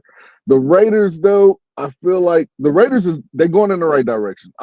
This sticking to them, I'm not going to go crazy.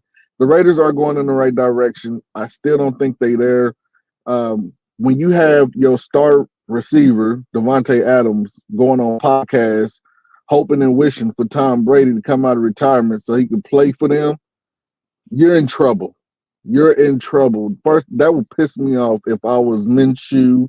Or you're in trouble. Yeah, you're in trouble. So Raiders, man, they still ain't got it because if they had it, then he wouldn't talk like that.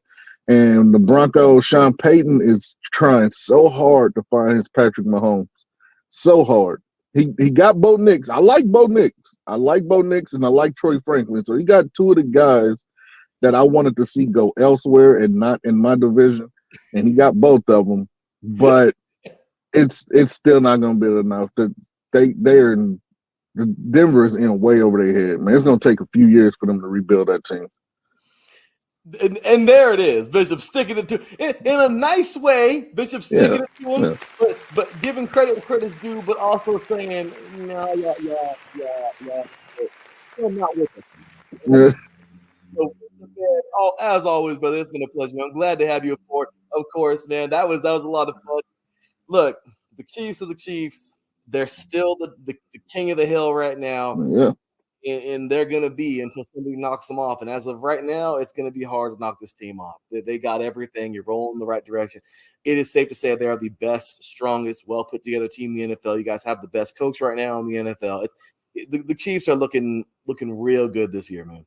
Oh yeah, man. Like I said, man, the additions, man. That's why I think the three-peat is gonna happen because even if Rice get in trouble, we don't know what's gonna happen with his situation. Hopefully he I don't know. Hopefully it wait.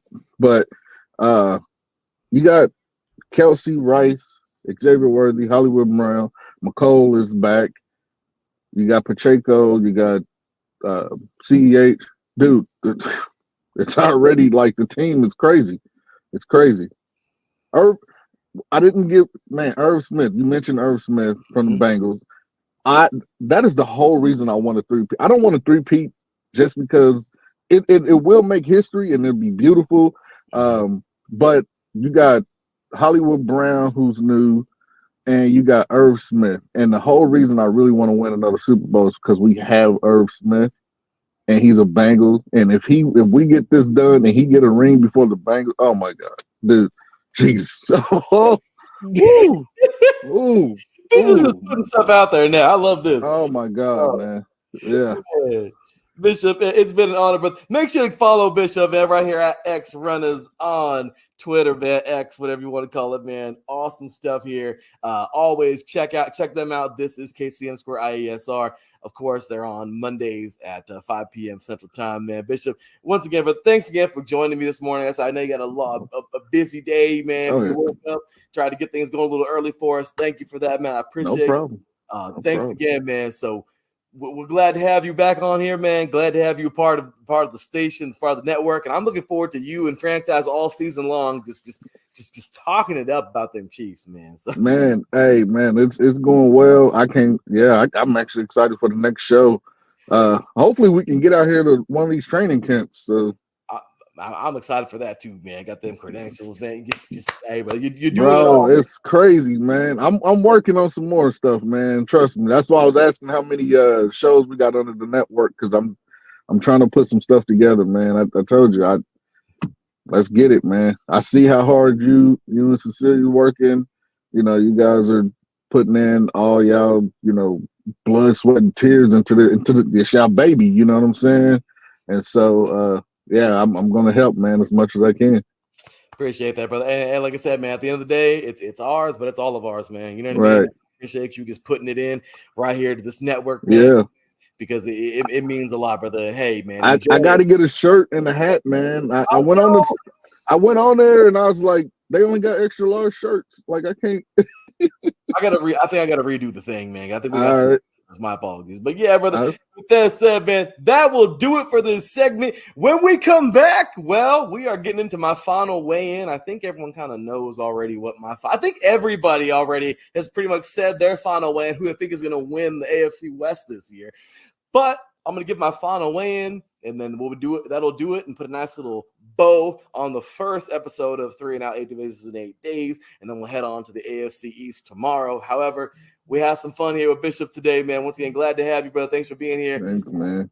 That is that, guys. So, bro, what was that? I look forward to this show, man, because football's back, man. That's what I'm talking about, brother. Yeah, football. When football comes back, like Bo Jackson said in his A Football Life, he says you can smell it in the air. You can't. Hey, literally, man, you can't, bro. It's coming. I think about that every year, man. It's that, and it's the diesels from the buses starting up for back to school, man. Hey, it's that time. This is my favorite part of the year when it starts rolling in the fall, man. This is it. Me too, but the football is here, man. So once again, ladies and gentlemen, that is Bishop. When we come back, you got my final weigh-in. You are listening to 3 and Out, 8 Divisions in 8 Days, AFC Week, AFC West Day, right here on IE Sports Radio, your direct feed for all that is sports. We'll be right back with my final weigh-in after this.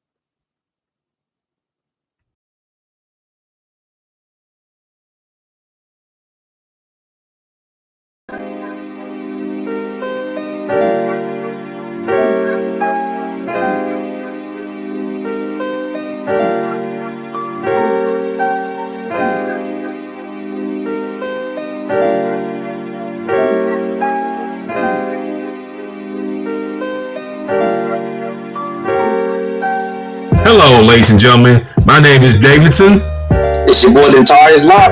And we are the hosts of Fast Break here on IE Sports Radio, where we discuss everything in the world of basketball from prep to the pros. You guys should definitely check us out, man. Sunday, 8 p.m. Eastern, 5 p.m. Pacific. We got all the basketball information you guys need, so we look forward to you guys listening in. And please do, because we are the best basketball show on this side of the Mississippi. And please do check us out on Twitter at FastBreakISR. D-Lock, where's our time again? 8 p.m. Eastern, 5 p.m. Pacific. That give you guys plenty of time on a Sunday. Tune in.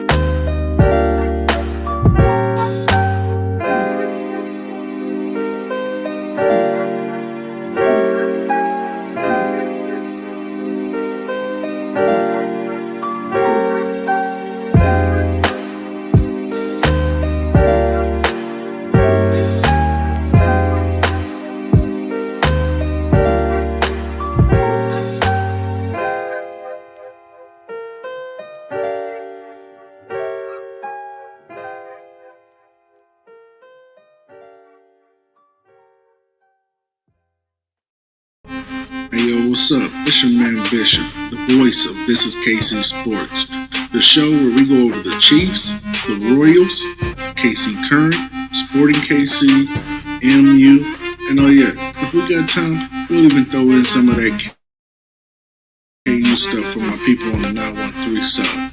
Come hang out with us every Sunday, 2 p.m. Central Standard Time on IE Sports Radio, your direct feed for all that is sports.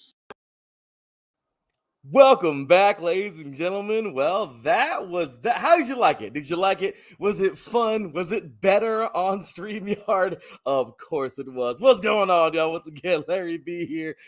Man, that was a fun show. I'll tell you right now, y'all, that was about as fun as it gets. I was so excited to do this show this year on StreamYard, and man, it has really been a true pleasure being able to do this over the years. And I'll tell you right now, man, these I'm getting text messages and my social media is blowing up and all this fun stuff, but it's all love, man. It's much appreciated. And you guys are seriously awesome for tuning in. I mean, the amount of viewers up there, it's insane right now. I appreciate you guys for being a part of this thing and for showing love, man. So with that said, thank you. I just want to say before I even get to my final weigh-in, thank you.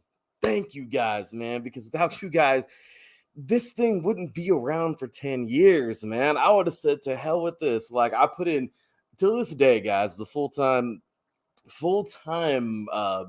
owner of this thing, okay? I mean, obviously, I do my damnedest to have a little bit of time away from it sometimes, but, Angela Winstead, she's awesome. She is the GM of IE Sports Radio. Taryn Rodriguez, he helps out so much. I mean, everybody here does their part. It's been amazing. My beautiful wife, she does as much as she can do. We all do our thing. But I'm telling you guys, if it wouldn't be booming like this thing would have been kaput a long time ago. So don't get me wrong, it's hard to give up on something you created, but after a while, if it just ain't going, sometimes it's like, all right, well, passion, put it in another direction, right? But here, guys, this is what it's all about here on IE Sports Radio. It's been 10 years and running, and I just want to say thank you guys so much for this opportunity to even deliver you guys our shows here at IE Sports Radio and just do what we do here. So thank you all. So, all right, guys, we got a final weigh-in to get to, all right? This is going to be some fun stuff, man. Today, obviously, we talked about the AFC West, man, and it was a lot of fun. We left off with them Chiefs, and we had a lot of fun talking about those guys, man.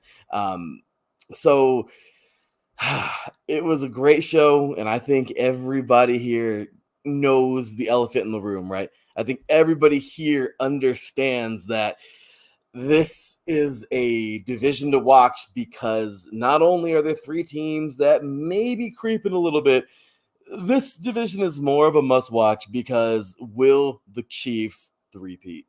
That's the deal, right? It's never been done. It's almost been done. It's never been done. But it didn't happen. I mean, not necessarily almost, but you know what I'm saying? Like the Patriots hey, they could have made it happen in 2006, but that wasn't to be. The Steelers had other ideas, right? You know what I mean? The Steelers got it done that year out of the AFC. But I'll tell you, it was a fun show to say the least.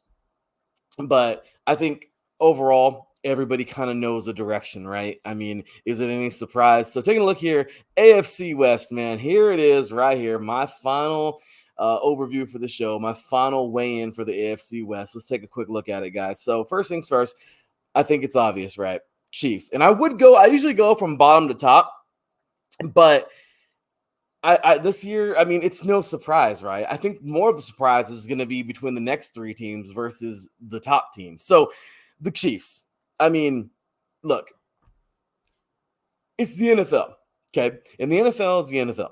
So every team is good. It's just some teams are slightly better than others. It's kind of like a friend of mine one time and I were talking, and it's funny because it's kind of like Loki. If anybody's like a Marvel or DC fan, they follow superheroes or anything like that. Okay, think about Loki, okay?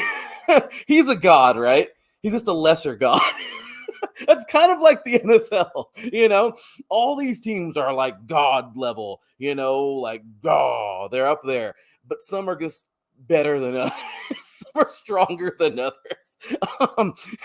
And in this league, they fluctuate, obviously. But I'm just saying, some are just stronger than others, right? So look, this is the truth.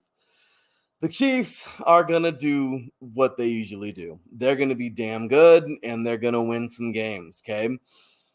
I have their ceiling, and it could be even higher than this, okay? But, I mean, in undefeated seasons, I mean, we haven't seen those we've never seen one of those. Well, we have, okay?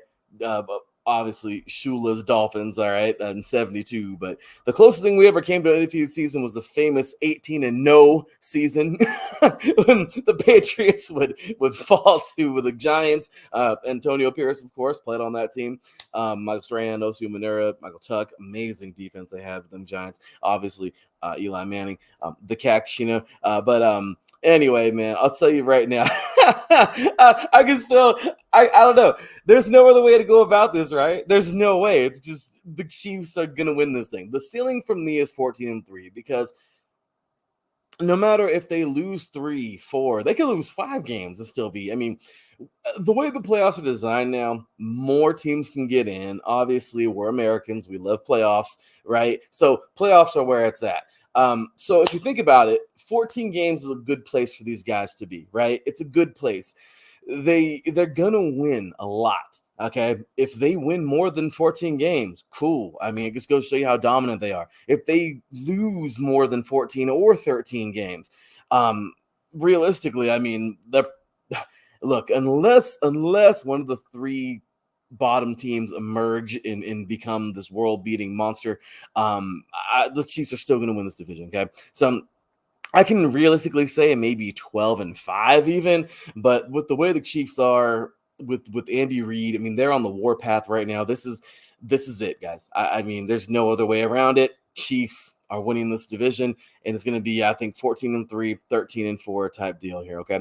All right. So next up, man, this is a team that and it's going to be funny because I'll be changing the colors here, obviously, to Max. So let's go ahead and change that color real quick. Boom. Oh, yeah. Look at that. It's that silver. I know.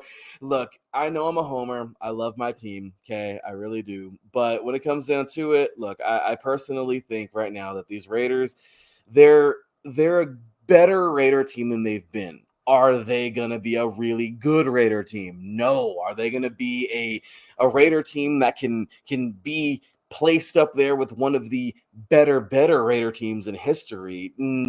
I mean, they're getting there, but I think 11-6 is extremely optimistic. I personally think that this can happen if the pieces connect and if the planets align. Okay, but I'm more of the realistic side of like a 9-8. All right.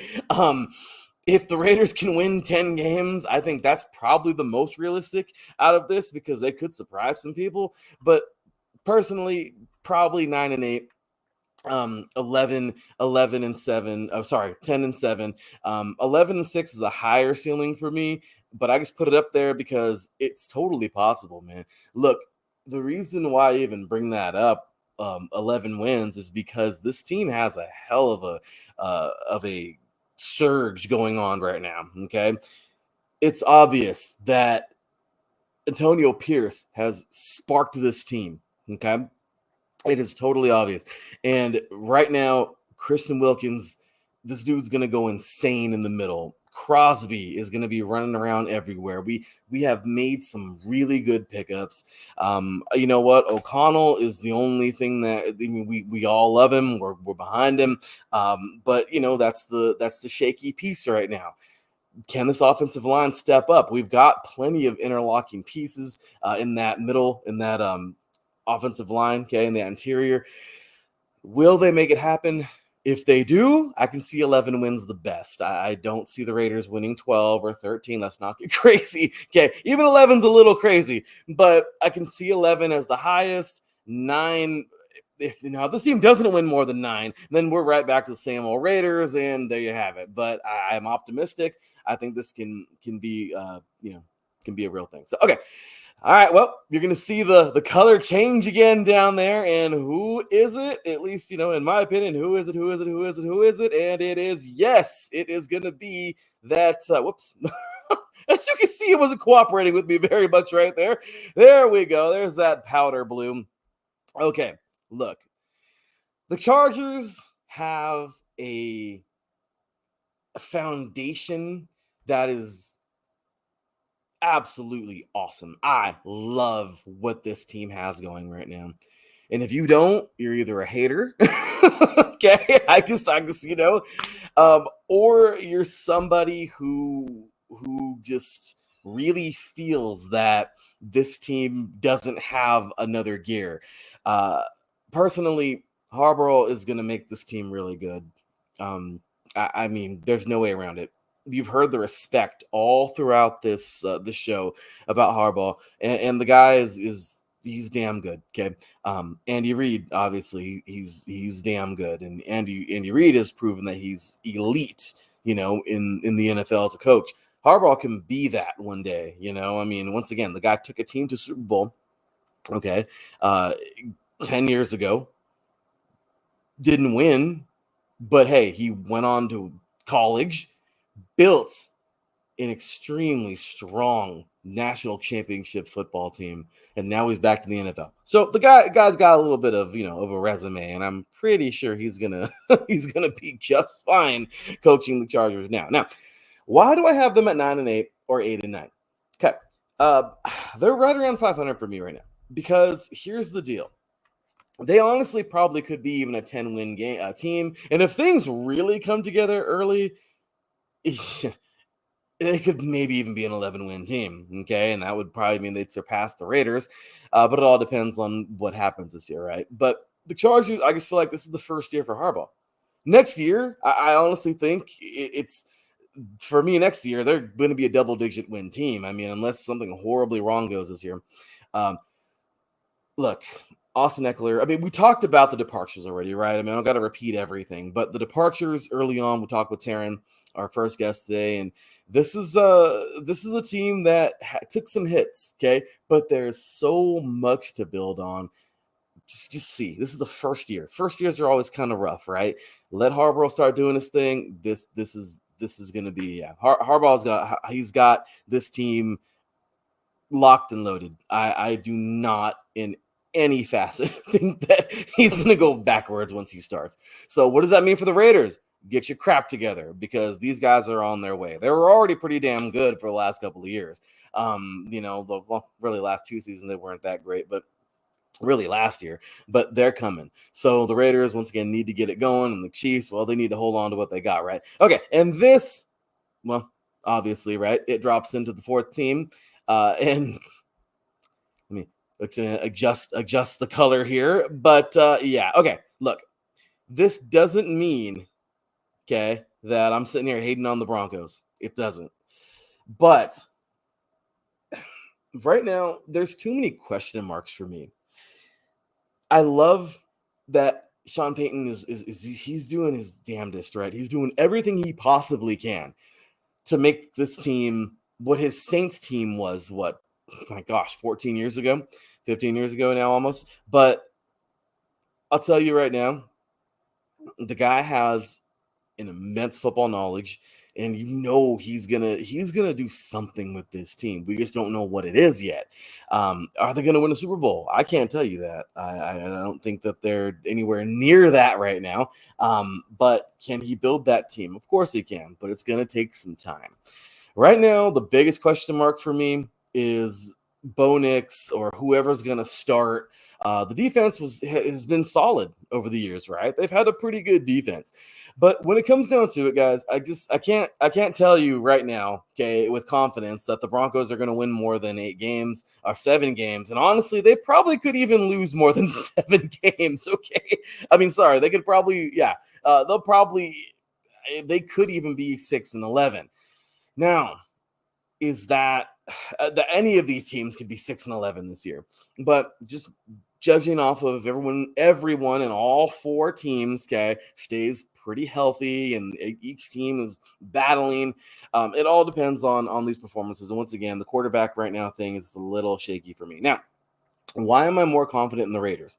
Because Aiden O'Connell at least has the experience. The guy's been there. He's developing a lot more. I mean, yes, a guy who's played in the NFL as a starter over a rookie, I'll take that. Okay.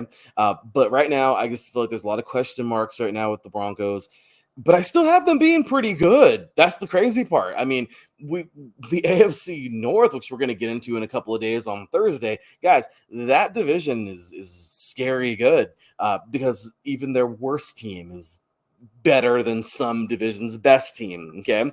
So I don't think the AFC West is going to mirror that. I think the Broncos are in the basement, but they're better in the basement than other teams who are really in the basement, Ken. The Broncos are out of 32 teams in the NFL, power ranking wise, the Broncos are definitely, maybe high 20s? You know what I mean? Like, I don't know. Could they be a team?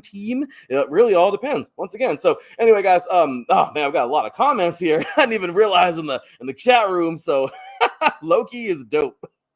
I get you, bro. Yeah, Loki's cool, man. So Terrence says here, of course Terrence would take and that's the debate, right? Chiefs, Chargers by a hair, Raiders, Broncos, and obviously I have the Raiders over the Chargers by a hair. We're 2 fans, right? We just want to see our team beat the other because we're sworn rivals, okay? But it really could be that. You don't know. We don't know that. And that's what I love about this show is that we get to do this. We have fun with all these little things and all this and that. And then guess what? You have the end of the season where I look back at this and go, man, I'm an idiot. I was so wrong about that. Or man, I was pretty spot on, or people like Ralph who damn near called he called the perfect record. First time anyone's ever done that on the show where they called the record directly what it was going to be, or Aaron last year being close to the Broncos. So yeah, man. Darren says here, yeah, Chargers, Raiders could go either way for second place. It depends on who comes up. Yeah, absolutely. Who comes up big down the stretch. Can't spell elite without Eli. That's for sure. I don't expect the Chargers to win it all this year, but I expect progress from last year. And that's the truth, man. And Orange, you glad you had Navy Blue on standby for the Broncos? Rips ass for sure, man. So, look, I really do think that the Raiders and Chargers, it is going to be the flip-flop battle. If the Broncos get in that battle, that's going to be even cooler. We obviously know the Chiefs right now. You got to respect them. We hate them, right? We all can't stand them if you're in the AFC West and you're not a Chief, right? But that's the best part, guys. We love rivalries. You heard Stick It To Them today. That was so much fun. And I'm so happy we were able to do this and on StreamYard. And yeah, well, here we go, guys. We're having fun. So, well, oh my goodness. I guess that's gonna do it for today. But I gotta tell you, 3.5 hours, man, that was a fun one. It was a long one, but it was a fun one. Tomorrow, do not miss out. It's gonna be a good show. I'll tell you all about it momentarily as we cue this music. So here we go, guys. For the first time of 8 times here on 8 Divisions in 8 Days. All right, 3 and out, 8 Divisions in 8 days. Let's go ahead and cue that music because we're out of here.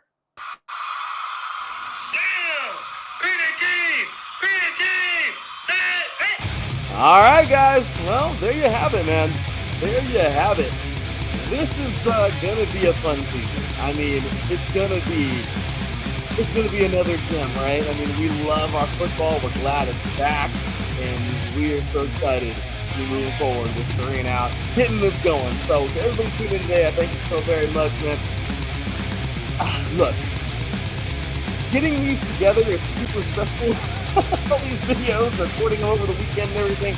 But I'll tell you right now, it's so worth it. And I just want to say to all the tons of people tuning in up there, man, my goodness, thank you so much for being a part of us, man, and tuning in today and showing us love wherever you're tuning in from, whether it's on YouTube, on X, on our Instagram account. Thank you so very much.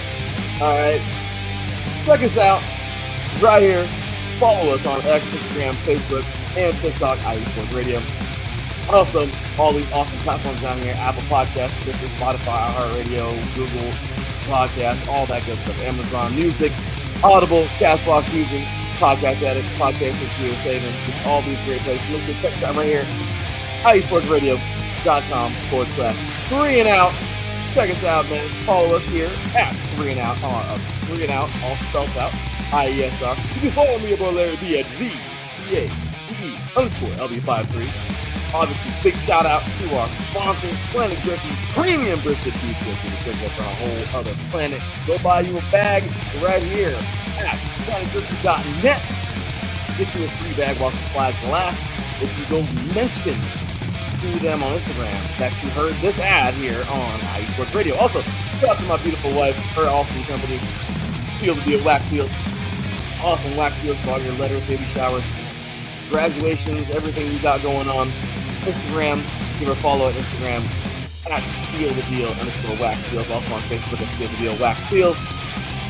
Put your order in right here at IESportsRadio.com/SealTheDeals. Also check out everything IESportsRadio.com, IESportsRadio.com/shop. Once again, IESportsRadio.com/3 and Out for this show and all the custom-made shows. We got everything coming up, guys. We got so much coming. Tomorrow we are headed east. That way for me. To AFC East. Oh, we have some fun ones lined up for tomorrow. Wednesday we have the AFC South, and Thursday finishing off AFC East with the AFC North. Next week, once again, same exact thing, just the NFC. Monday NFC West, Tuesday NFC East, Wednesday NFC South, and finishing off the Hall of Fame game today on that Thursday, August 1st, the NFC North. That's going to do it for me, you guys. That was a fun one. Thank you to everybody who tuned in. Everybody in the chat room, remember, God first, guys. All glory to the man above, our Lord and Savior Jesus Christ. Without him, nothing is possible. We appreciate you guys, but you guys, IE Sports Radio is not possible, y'all. I will see y'all tomorrow. Until then, take care. And as always, God bless.